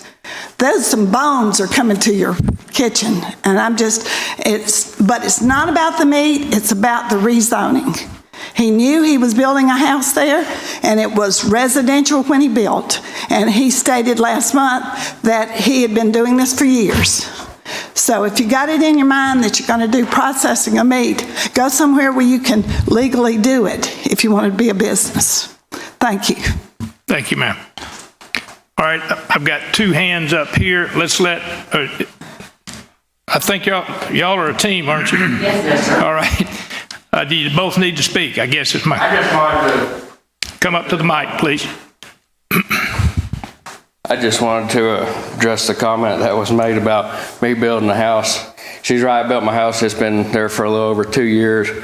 But the property right there, I grew up on the property beside it, and we own the property on the other side since they moved there. My parents moved there the day I was born, so I've been there for 40 years. Most of the people that got up here and spoke to you, I promise, haven't lived in Lillian for 40 years, their whole life. They're coming from other places. And also on the petition, if you look, a lot of those addresses are south of 98. It's not even in our neighborhood. And there's actually one on there from Daphne. All right. That's all. Thank you. Mr. Chairman, I got one quick question. How long, what's the time period that you do the processing? Is it from the beginning of deer season to the end of deer season? Yes, sir. It would be for 3 months out of the year. Okay. That's what, I mean, they say move out to 98 and rent a place. How do you rent a place for $2,000 a month when you're going to make $2,000 or $3,000 over a 3-month period? It's not a big commercial business, in which I told them if it does do good, if it ends up a lot of people like it and they come, I will move. I'll move out to 98, but like I say, you can't, if you look at it, you got to be realistic with it. Okay, any other questions or comments? Thank you, sir. Yes, thank you. Yes, your teammates still want to speak? Come on up. Yes, ma'am. Identify yourself, please. I'm Lauren Garlock. I'm Josh's wife. And just one other thing, it dawned on us why it's going to be rezoned was because when we went through this home occupation conditions, which like Josh said, we talked to the zoning people for a while and they had to go through the books to find out I made him call around to see how to do this legally to take money for it. So anyway, we got to every department in Alabama and finally with the zoning, it's this home occupation conditions. If it's in a residential district, then it says the area used for the home occupation shall not exceed 20% of the gross floor area of the principal building. And then if it's a home occupation in rural district, that's there's no 20%. So I guess if he told the zoning people that we were going to do it in a building, if we're going to build a garage or whatever, then, he was taking into account the size of the building maybe. I think that's the only reason, that this came up. And there was one other thing I was going to, and to get it rezoned, it's a special condition because it's under the 3 acres. It says in the papers that, were sent to us from the rezoning committee, if it's approved, the applicant must apply for home occupation application. And so all those rules would apply to us. It's not, opening a whole bunch of other people trying to rezone to rural agriculture is what I would think. So I just wanted to answer those questions. I got one other question about the length of time. Is that considered in the thing as being an occupational thing for 3 months? I mean, if you just, that's the question. So the home occupations, as I stated a minute ago, you have 2 types. You have the ones that for residential, maybe somebody does taxes at their house, but you can't have people coming and going to your premises. I think that's one of the criteria. When you get into the RA, and I'm speaking from memory from 10 years ago, when you get into the RA type home occupations, it's a little more expanded and you can do a little more things because obviously you've got a property that's less developed. So that makes sense. So there are 2 categories. The RSF, the residential home occupations are much more limited. But does 3 months constitute a home occupation? So from my opinion, as a former planner, I think if it's home occupation, no matter if it's 1 month or 12 months. I think the use exists. Once it exists, It's the comings and goings temporary home of people. occupation. It's the Right. comings and goings of people and different things like that, you know, Okay. because like you're saying, you could literally never ever see clients and just be in your house, you know, you could be taking a home occupation, you know, you got cottage kitchens, you got all kinds of things going on. The big issue here is you're requesting rezoning more than anything, and that's just what I wanted to stress, is that this is not to me, this is not an anti-deer processing thing. I'm married to a hunter, I eat deer meat, I know all about the rules, so all this stuff that we're talking about, I mean, my husband, very privileged after he's almost 60 years old to go out of the state and kill an elk. Probably the only one he'll ever get because of what it costs to do it. But he had to bring it home and just the meat, you know. So I understand all that. It's not about that. It's about the fact that you're asking us to rezone a piece of property that is only half of what you need to even be rural agriculture. So I'm looking at the rezoning more than I am. It's not about what you're doing. And some of these things that have been said, some of them are not, maybe not nice, maybe not kind or any of that kind of stuff. It's not about that. It is about, should this piece of property remain what it is, or should it be rezoned to what you're asking it to be? And so that was where I was at with my questions. Thank you. All right, let me pose a reference here. You came up with a rezoning, or you were advised to do it this way? We were advised by the Planning and Zoning Committee to There do we go. this. Yes. That's my point. All right, thank you. People that work for us. Yeah, people that work for us. Okay, anyone else? No, sir. Anyone else in the audience that feels compelled to reach out and say something? Okay, we're back. Come on. Again, I'm Sherry Scarborough. Yes, It ma'am. has nothing to do with income. Ma'am, please address the chair, It okay? has nothing to do with income, wealthy people versus anyone else. It has nothing to do with that. It is simply, the only problem is the place is not big enough. It is not. All right, is this a new point that you're going to bring up, or is this the point you made earlier? Isn't this the point you made earlier? If you've got new information, please share it. Otherwise, we need to move on, I want to okay? ask her a Let's move question. on. Okay, we've got a question, Ma'am, I ma'am. got a question for you. Tell me, in your thought process, what does not big enough mean? Is this just your thought? This property at .53 acres. Okay, all he's got to have is some type of a shed. You got a shed, right? Or some kind of facility that you're going to be doing? Or are you just doing this He said he's in-house? going to be doing it in Okay, his so house. he's going to be doing it in his house. So he planned on doing this in his house. He has been doing this by his own admission for several years, or prior to building on this lot. Had he knew this. I'm not worried. I'm talking about in his new house right now. He's going to be doing processing inside his new house. I don't know. I don't understand how come that's not big enough. He's performing a business inside his house. He's got to get this done, so the planning department recommended he get this so he doesn't get in trouble by selling and taking goods and services. And I don't see it being a huge business, but Hold on. I think where we're getting crossed a little bit here, and it's just probably just a misunderstanding, is that the request to rezone to rural agriculture, there's a minimum size, which is 40,000 square feet. .53 would only be about 20,000 square feet. So that was I think that was the reference to not being big enough. So your reference is that they got bad advice from our employees to go forward with this? Is that what you're saying? Yes. I did not say that. Well, I said that's what it sounded like. Mr. Chairman, so when people come into the planning department, I've been doing this for 27 years, they say, I want to do this, how do I do it? I don't think the staff is going to say, go out there and aggressively tell people, you need to do it this way and that way. We're trying to say, okay, what are you wanting to do? Let us help you understand what the rules are, and if you want to do this, this is how you're going to need to do it. I don't think that we're out there telling people what to do. Wayne, I feel like we got a pretty good planning department in place.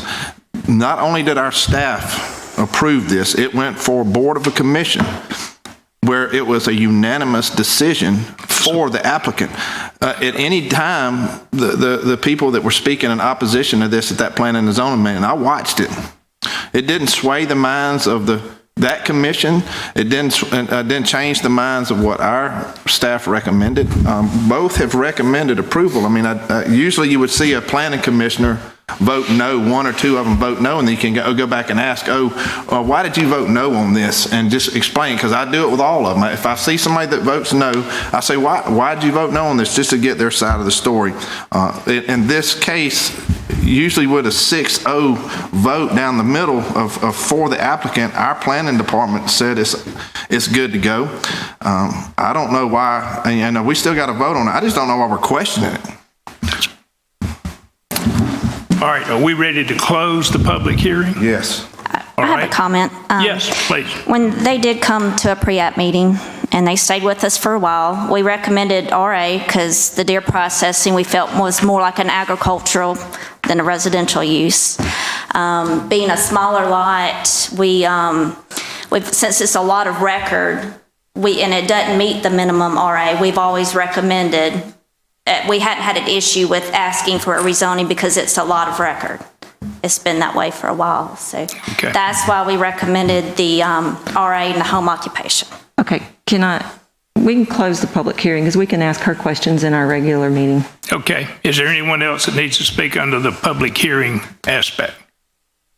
Seeing or hearing none, public hearing is closed. We'll have discussion leading up to a vote relative to this project. Okay, I have a question for Selena. All right. This is not in any effort whatsoever to make you guys look bad or anything. When it's a lot of record, I understand that they will not always be in the same specifications. But when we're asking for a rezoning, I think that is something that I look for. Okay? And so to say that there was a mistake made or anything like that, that was not my intentions at all, because I did not say that. I was just saying that I don't feel like that when you're asked to rezone something versus it being a lot of record, that you need to steer from the requirements as much. So it's just from years of dealing with these situations and, being on, not as a commissioner, but as a planning commissioner for 22 years, it's something that I've learned and looked at. So I understand the pressure that can happen from somebody wanting to do something, but I want to make it clear to anybody that's here about this particular case, whether it's the owner that's requesting this or it's the neighbors that are making the comments. To me, it's not about what he's asking to do here. It's about the rezoning. And is this proper to rezone a parcel that doesn't meet, because it's not a lot of record anymore. It's zoned something that it fits under right now. I mean, does it not meet the requirements of what it is? Even if it is, it's grandfathered in as a lot of record, I guess you would say. So that's all. But I don't want it to go say that I said the planning department made a mistake or made an error or anything like that. So. What you said could be taken that way. Now, whether I took it correctly or not really doesn't matter. We're at a point where lobbying for a particular position is not our job. We have a recommendation in front of us that was unanimously approved by our planning commission and was recommended by our staff. So we're at a point, unless there's other discussions, for a motion, a second, and a vote.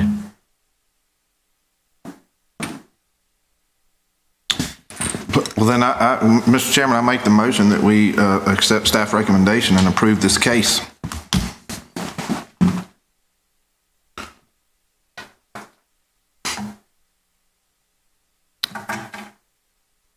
Well, as I expressed earlier, the chair cannot make a motion or a second. We have a motion on the floor. Is there a second to approving this particular case unanimously approved by our planning commission and our staff? I'll second it for discussion. All right, we have a motion and a second. Does anyone have any new point to bring up relative to discussion?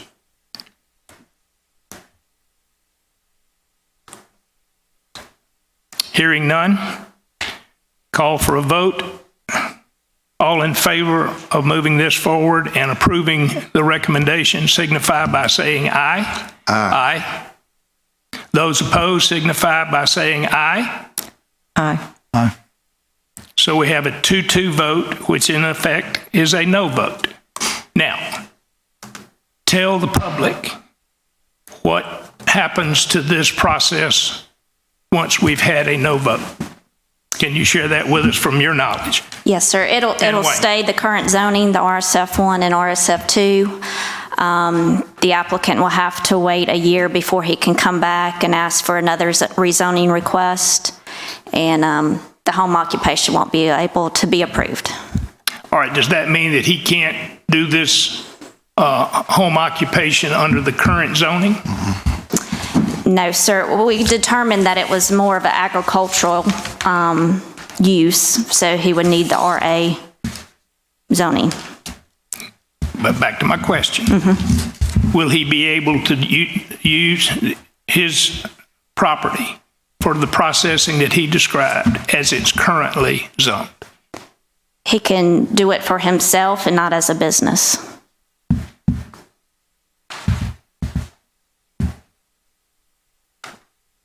Any other questions or comment on this topic? Thank you, ma'am. Thank you. Mr. Chairman, next case is another rezoning case number Z-21006. Wayne, can I make a statement? I need to ask Mr. Chairman. Yes. The junior ambassadors has got to leave, and I was just going to recognize them real quick and let Ashley come up and talk about them real quick. Sure, let's do that. If that's okay. Come on, Ashley. Y'all come on up. Remember, each of you got 10 minutes to speak, right? I'm sorry we have to leave you guys early. We do have lunch with District Attorney Wilters, and we don't want to keep him waiting. I want to make sure he's fed. But I want to say thank you for allowing us to be here this morning and taking time to, the time you've spent with our junior ambassadors. Our junior ambassador program is a group of juniors and seniors from Baldwin County High School here in Bay Minette, and they participate in local government meetings to learn more about how local government runs here at the county level and the city level. In a typical year, they also participate in all of our events and other programs throughout the community to network with business leaders, learn about local businesses, learn about local events and community development. This year has been a strange year, and this is one of few outings we've been able to take with them, so we really appreciate it. Real quick, I was going to let each one of them introduce themselves to you guys and say thank you. And again, thank you from me and the Board of Directors of the North Baldwin Chamber for your support of this program. Thank you, Ashley. Okay, my name's Hamilton Weatherford. I'm a senior. It's my second year in the program. Very good. My name is Kenneth Charles Weatherford. I'm a senior at Baldwin County High School, and this is my second year in the program. I want to thank y'all for allowing us to come to this today. It's been very eventful. Actually kind of fun. See that? My name is Brady Seals. I'm a senior at Baldwin County High School, and this is my second year in the program. Very good. My name is Blakely Norris. This is my first year as a junior ambassador, and I'm a senior. Good. I'm Emma Johnson. I'm a junior, and this is my first year doing junior ambassadors, and thank you for letting us come. My name is Tyler Sigers. I'm a senior, and this is my second year in the program, and I want to thank y'all for letting us see this part of county government, because I know up till now I haven't really seen this interaction take place. Thank y'all. Thank you. My name is Lindsay Stewart. I'm a senior, and this is my second year in the program, and that was interesting. Hi, I'm Emily Scarborough. I am a junior, and this is my first year in the program. Thank you. Good. My name is Andrew Guy, and I'm a junior, and this is my first year of junior ambassador. Thank you all. Thank you. Thank you, guys. Thank you. All right, Ashley, thank you. Thank y'all. All right, hit the books now. They out of school today. Yeah, but nothing wrong with reading the old book.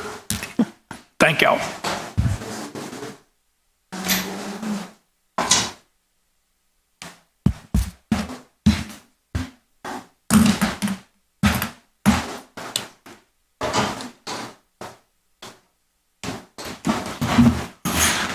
Yes, sir. Mr. Chairman, next we have another rezoning case. This is case number Z-21006. This is the Middleton property rezoning. Do we need to open this as a public hearing? Yes, sir. Public hearing on case Z-21006, Middleton property rezoning. Yes, ma'am. All right.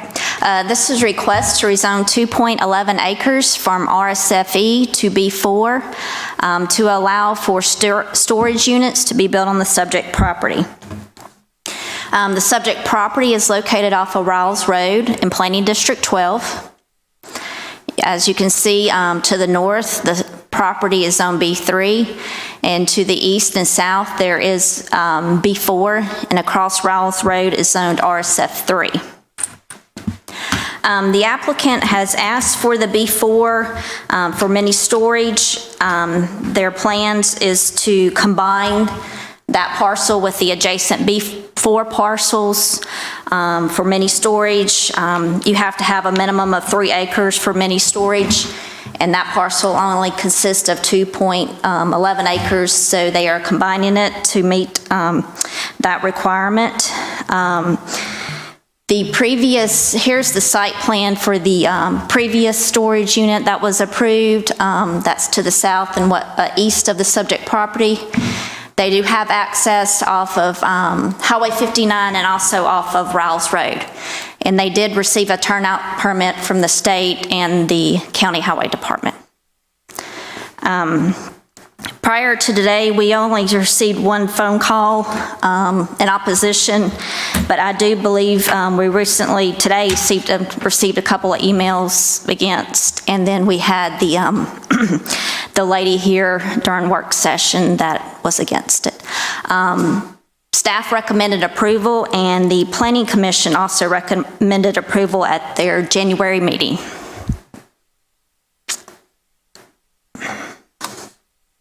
All right, do we have anyone signed up, Wayne, to speak on this topic? Yes, sir. We have the applicant, Mr. Tom Granger.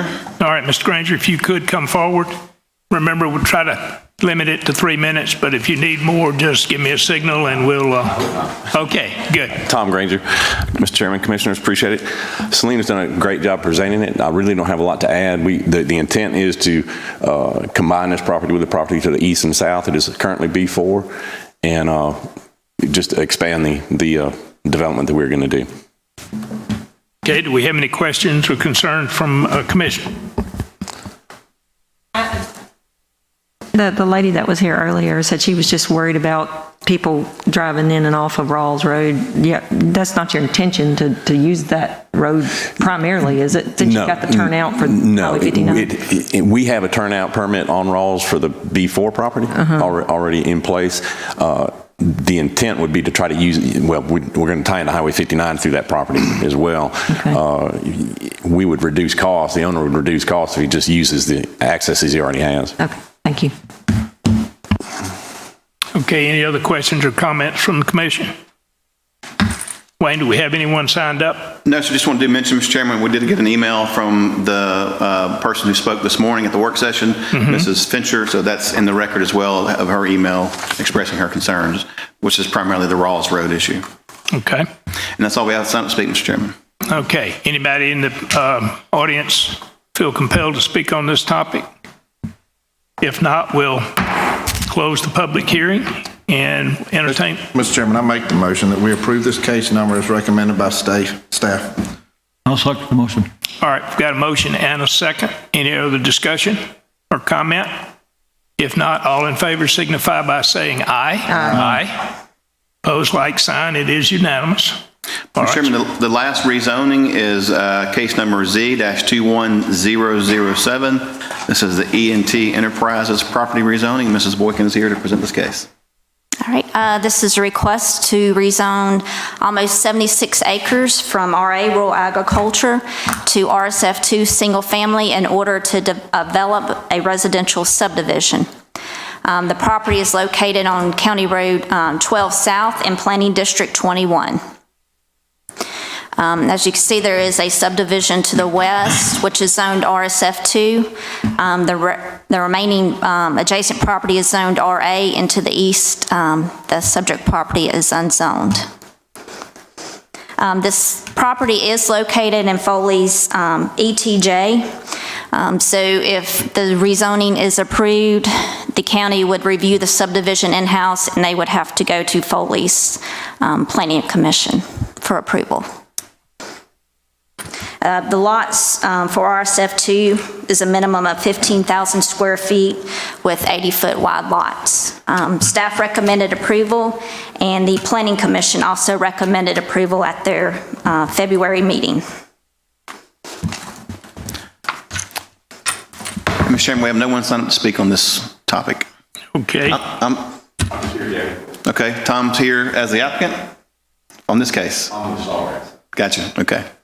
So if any questions, Mr. Granger's here if there's any questions. Okay, no one else signed up nor has asked or raised their hand to speak. So at this point, we'll close this hearing and now have this particular case Z21007 before the County Commission. I make a motion that we approve this case Z-21007. I'll second the motion. All right, we've got a motion and a second dealing with the case Z21007. Any other discussion or comment? Hearing none. All in favor signify by saying aye. Aye. Opposed, like sign. It is unanimous. Thank you, sir. Thank you. Thank you. Mr. Chairman, next is the committee reports, and the first one is payment of the bills. Yes, sir, Mr. Chairman. I make a motion that we pay bills totaling $13,938,214.30, with the exception of those vendors or commissioners requested to be pulled, which there are none listed today. Of this amount, $9,783,658.25 was paid to the Baldwin County Board of Education, and $611,663.74 was paid to the Gulf Shores Board of Education for their portion of the county sales and use tax.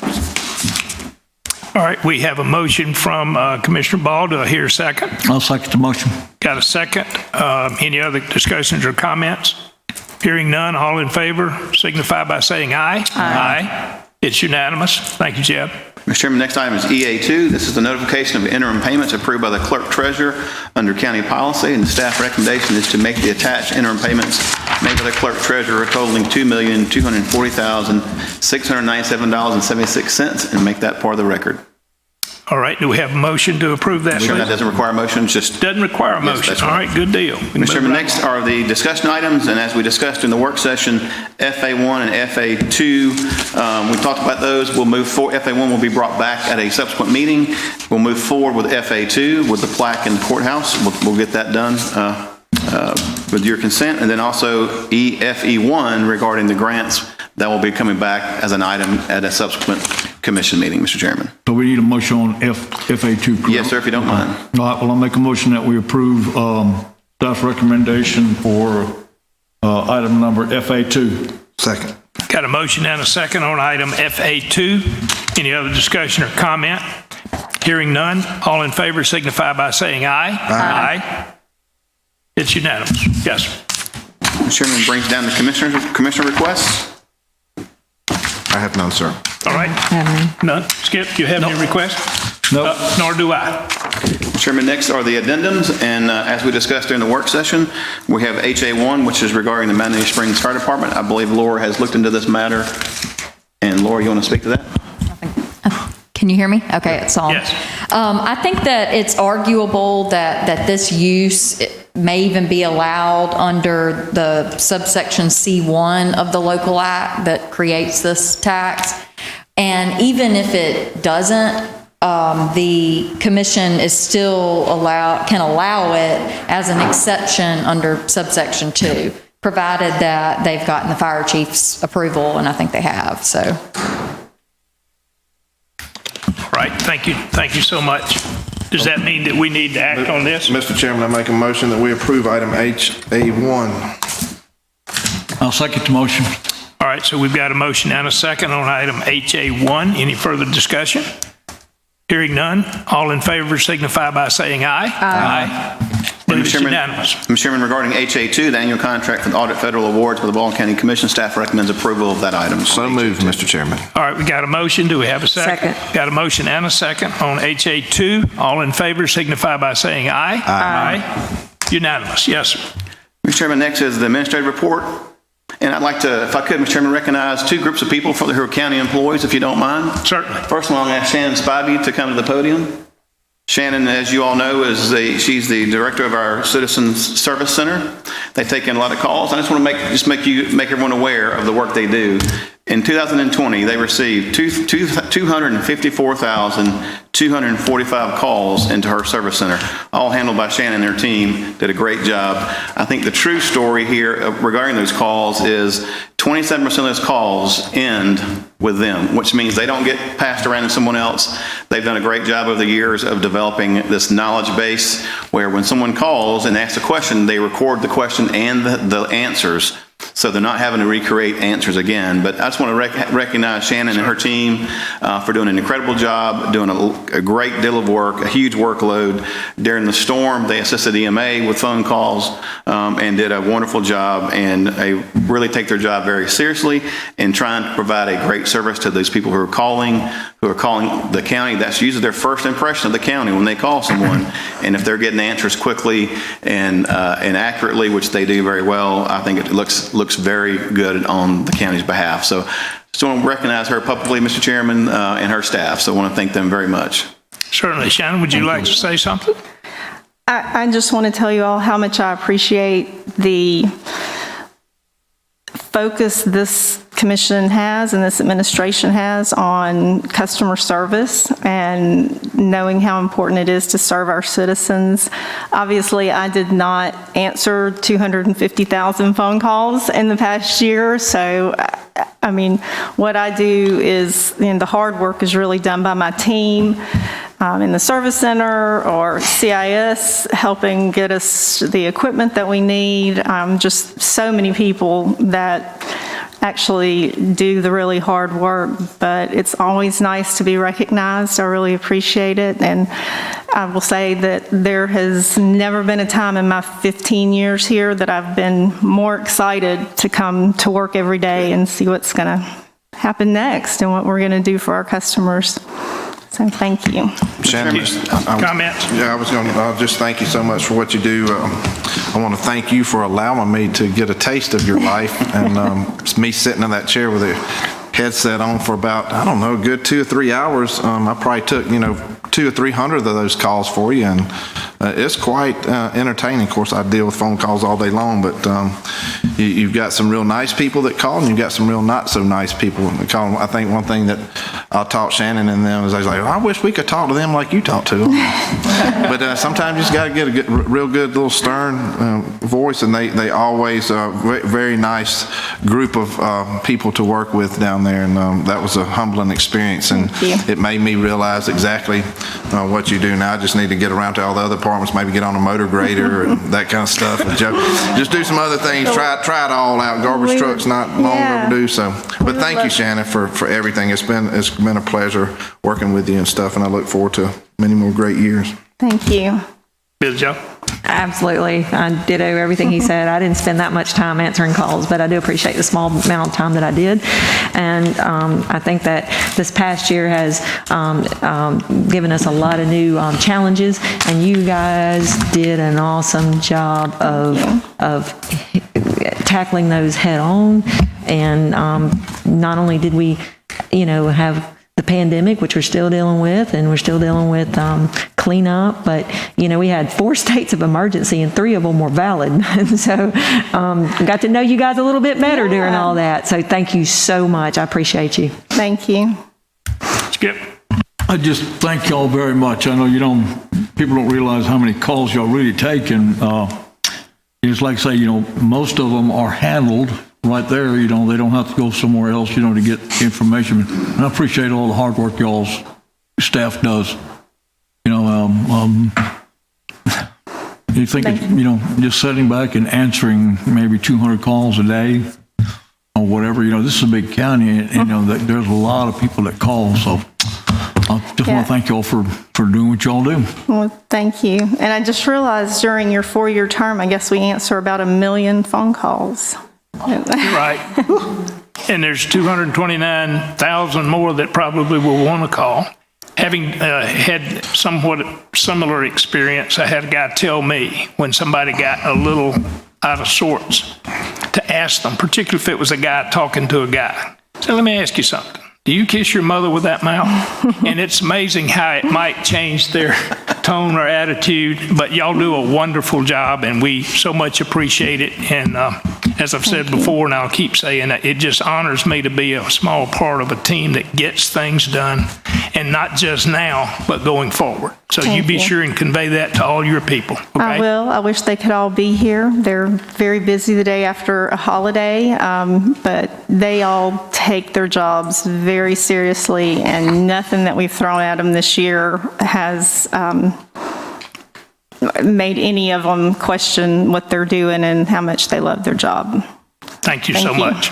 Mr. Chairman, I think I misspoke. I want to say out of 254,000 calls, only 27% get forwarded to someone else. So 3/4 of those calls are handled by our staff and nowhere else. I was impressed the other way, but that is phenomenal. We're working on being able to end more and more, and actually I plan on giving a presentation probably at the next work session about some of the things that we're working on with the building department that we've just gotten in place, and probate, and planning and zoning knows that they're my next target. So we're going to sit down and spend a lot of time together, get to know their processes so we can end even more calls in our center.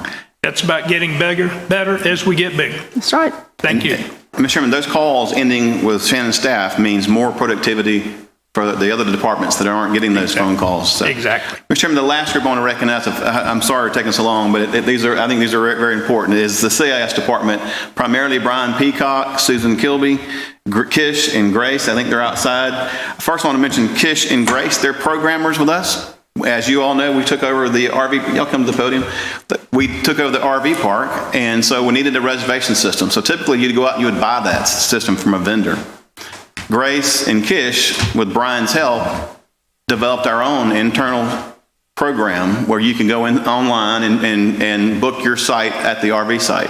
So I want to recognize Kish and Grace for the great work they did on creating that site and creating the reservation system for us. It's been working very well. Anytime you take over something new, there's bumps in the road from other issues, but I can tell you that the work they did on the reservation system has worked flawlessly. It's been very good, and to have that kind of knowledge and ability on our staff is phenomenal, to where we don't have to go out and hire a vendor who will charge us double or 3/4 the price. So I want to recognize Kish and Grace. Thank y'all very much. Very good. And then also Brian and Susan have been a huge help with the RV park because they have been assisting us in helping getting that up and running. And Susan has been great. She's, I think, new to Brian's team, and Brian has been awesome as well. Matter of fact, we needed trash cans one weekend, and Brian came and got trash cans from his office and brought out to the RV park and the bathrooms there. So I just want to publicly recognize them for all their help in getting Live Oak Landing to be the best that it can be. And we have great plans for Live Oak Landing. We're very fortunate that the commission chose to move forward with some projects. We're very excited about that. But I think with people like this on our team, I think there's nothing we can't accomplish out there or anywhere else in the county, because they've done a phenomenal job, great talent, great attitude, and always willing to help. And Brian, you got to come up here, buddy. Yeah, come on. And each of y'all, we welcome you to make a comment. You can jab at the boss, and we'll be your backup. Y'all got anything to say, Grace? You're free to say Yes, please do. Well, I just feel blessed and thankful, and I'm so proud that I'm part of the CIS department and Baldwin County Commission. And I believe that with great leadership, good camaraderie among your peers, and keeping high morale within your team is the key to efficient and great workmanship. That's why we produce this great apps and that would help people. So I'm just very grateful to have given the opportunity to serve Baldwin County. Very good. Be under a good leadership, you guys and Brian. Thank you so much, Grace. Yes, well said, Grace. All right, who's next? Well, I just want to say thank you, Grace. Well said. I'm just so thankful to be a part of Team CIS. There you go. Thank you. I would like to thank you, everybody, especially my director and my manager, for getting me on this project. I would like to serve as much as I can, and I thank you all. Thank you. Thank you. Thank you. All right, boss, talk to us. What more is there to say? This represents three of a very fantastic team. They're all looking to make things better in everything they put their hands on. With every project that we're assigned, with every work order that we have flowed through our department, they do their best each and every day, and I couldn't be more proud to work side by side with them on everything that we do. Well, I think it goes without saying, too, if there's ever a department that is subject to things changing almost daily or weekly or monthly or certainly in an annual term, it's y'all's area, and to jump in there and look for the best way to do it, it keeps us that I've got 2 more phones that I really know how to operate. But knowing that we've got y'all handling things for us, the citizens know that it's being handled well, because y'all are a group of doers. And I think Baldwin County is made up of staff and volunteers that are doers. It's not about credit and all that kind of stuff or blame, but it's about being doers. And we want to tell you how much we appreciate you. Thank you very much. Thank you all, Brian. I just wanted to extend off that, and Brian, you took this project. I mean, when we were, Wayne and all of us were struggling about where we were going to go next with Live Oak, I mean, you pretty much just stepped up and said, I can do it. And, you know, with you and Wayne's partnership and doing some restaffing and some regrouping out there, I really look forward to that being one of the biggest and greatest things for North Baldwin County and for this whole entire county. That based on the ease of services and the convenience of what you've made this, we're going to be overbooked. And that's my hope. And I'm looking forward to great things to come to Live Oak. And thank you for y'all's leadership in making this basically dream become a reality, because it's been a long a time coming for this. So thank you. Thank you, Wayne. I'm just elated with what you guys have done. Whenever we didn't know what direction that we were going to go in there, and I was trying to do some research, and I visited your department, you're like, we're interested in, if you go this direction with letting the county manage it, look what we've already done. And I'm like, whoa, y'all are almost ready already. And so I take it that y'all really wanted to see and have the opportunity. And I remember saying, just give me a chance, and I think we can do this. And I was like, well, I'm still kind of doing research to try to determine what direction. And it was like, you guys wanted to do this so much, and it was like, it shows in how it's working so well. And so I really appreciate that, because it would not be good to be given a task that you don't really believe in either. So it sounds like you also believe in this task, and your work shows. And thank you for the apps. I know when I first got elected, I really wanted an app, and so did the rest of them. But not only have I gotten one, I got a whole little folder of Baldwin County apps on there now, and it's just good. And I don't get to see you guys as much as I do Brian, but man, y'all help us so much. I know it's not just me. I'm sure, hopefully I'm not the only one that bugs y'all. If I am, I'm sorry. But I just thank y'all so much for everything. Now, surely Joe, he has 2 phones he don't know how to use. He says, I'm just kidding. But surely I'm not the only one. But you guys come to my rescue. I'm sure, you know, Brian's our contact person, but I know that you're the wind beneath his wings. So thank you. Thank y'all very much. You know, just creating an app, you know, is, you think it's simple, but y'all put a lot of time and energy into building that app for the Live Oak. Not only that one, but several other ones that y'all have developed. And it's great to have, you know, a team that can do that without having us to go out and spend money on a contract with somebody to do this for us. This is homegrown, and that makes it even that much more special when you have something like that. And thank you so very much for what y'all do. and I'm sure that you'll have projects that we don't know about yet, or we may have problems that we need y'all to help us with. So thank you for being a great part of the team, all of you. Thank you. Thank y'all. Mr. Chairman, that's all I have, and next is the county attorney's report. All right. And there's no report. Okay. All right, public comments. Do we have anyone from the public that's been able to stay here until 12:10? Okay, well, we don't. What about the press? Don't believe I see anybody from the press here. All right, commission comments. Skip, would you like to start us? Yeah, I'd like to start out with, we had another one of our people that served our community, Mr. Frank Tryon. He served on the Baldwin County Soil and Water Conservation District for District 4. He passed away yesterday afternoon. He was also an educator for many, many years with the school system. He was a great mentor for a lot of kids, and he's definitely going to be missed. He was on several boards that I know of, and, you know, Mike was one of these people, you know, he would do anything for you if, you know, that he could. And like I say, he's going to be missed, and I want to, you know, send my condolences to his family and loved ones. And that's right now. Joe?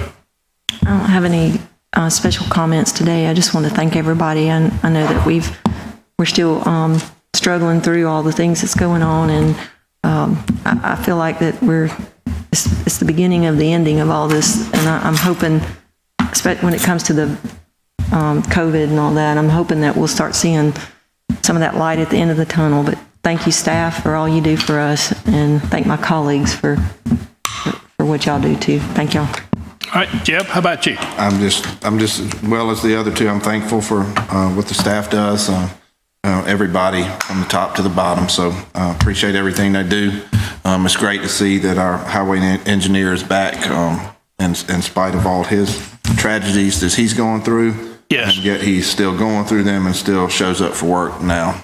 So it just goes to show you what we have working for us, and the caliber of people that we get to work with every single day. It's not that it's almost like that's what I like saying, that it's we get to work with these people. That's right.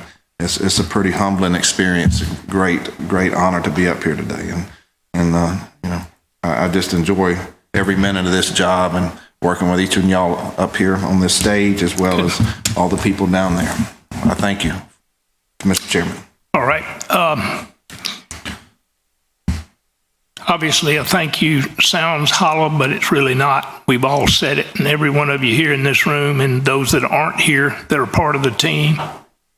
We are a very good team, and we don't want y'all to think that when this is over, we go prancing home and just sit around and prop our feet up. We've got some other meetings. We're going to be meeting with members of ALDOT at 1:30. We're going to be meeting with people to talk about broadband at 3 o'clock. So know that while you're working hard to make sure things happen the way they need to happen in your department, we're also aggressive about getting boots on the ground and getting information and getting around the table to talk about things that'll make a difference in all our lives. So, Wayne, thank you to you and all the staff. And he's stepped out, but let's keep Joey Nunley in our minds and hearts, because the sort of things that have happened in his personal family connections are taxing. We've all been through it. We'll all have it to do at various times, but we need to be mindful. And not only is he handling that as a good son would handle it, but he's also handling his job. And it takes all of us pulling together. So when you get a chance, give him a little pat on the shoulder or a little attaboy, attagirl sort of thing, because it does matter. And that's what makes us unique. This is a county that is unique, and we don't have to apologize to anybody. We're not any better than anybody, but we're as good as everybody. And it's because you people make things happen. And I'm tickled and honored to be a small part of that. So let's get about our business, and we'll meet again. Is that right? Mr. Chairman, I make a motion, we adjourn. All right. Chairman, before Yes. that, is there any way we can get a meeting set up with our legislators to talk about some of the bills that are being presented up there in Montgomery? I'd like to sit down with them and discuss some of these things, you know. Sure. If we can set that up somehow. Maybe we'd need to get with Martin, and he could probably set that up. Yeah, Martin Christie would be able to set that up for us. yeah, Mark along Christie with would be a Shirley. good one to do. I'd like to set up some of these bills that's up there, you know, Oh, sure. I got some questions on them, you know. Oh, sure, Yeah. sure. Well, And a your lot of phone's been people do. lighting up like mine, and people on both sides of the topic as well. Okay. Chairman, We can do that. We'd be glad to work on that. We'll do it as quickly as we can. I would suggest reaching out to Cliff McCullough as well, because it's a matter of scheduling Yeah. where we are, who we are, and Well, I mean, they're in session now, so. Yeah. It's going to be tough. Yeah. May have to be until they get out of session, but they're in session right now. Yeah, but, a Thursday evening, Friday kind of meeting might be able to occur, but I agree with Skip. We've got things that we need to have a voice in, and the sooner we can express our thoughts, the better we can move things forward. I'll remind Mr. Chairman, there's a motion on the table to adjourn. Yes, we have a motion. Do we have a second? I'll second the motion. All right, we've got a motion and a second. All in favor signify by saying aye. Aye. We're out of here. Thank you.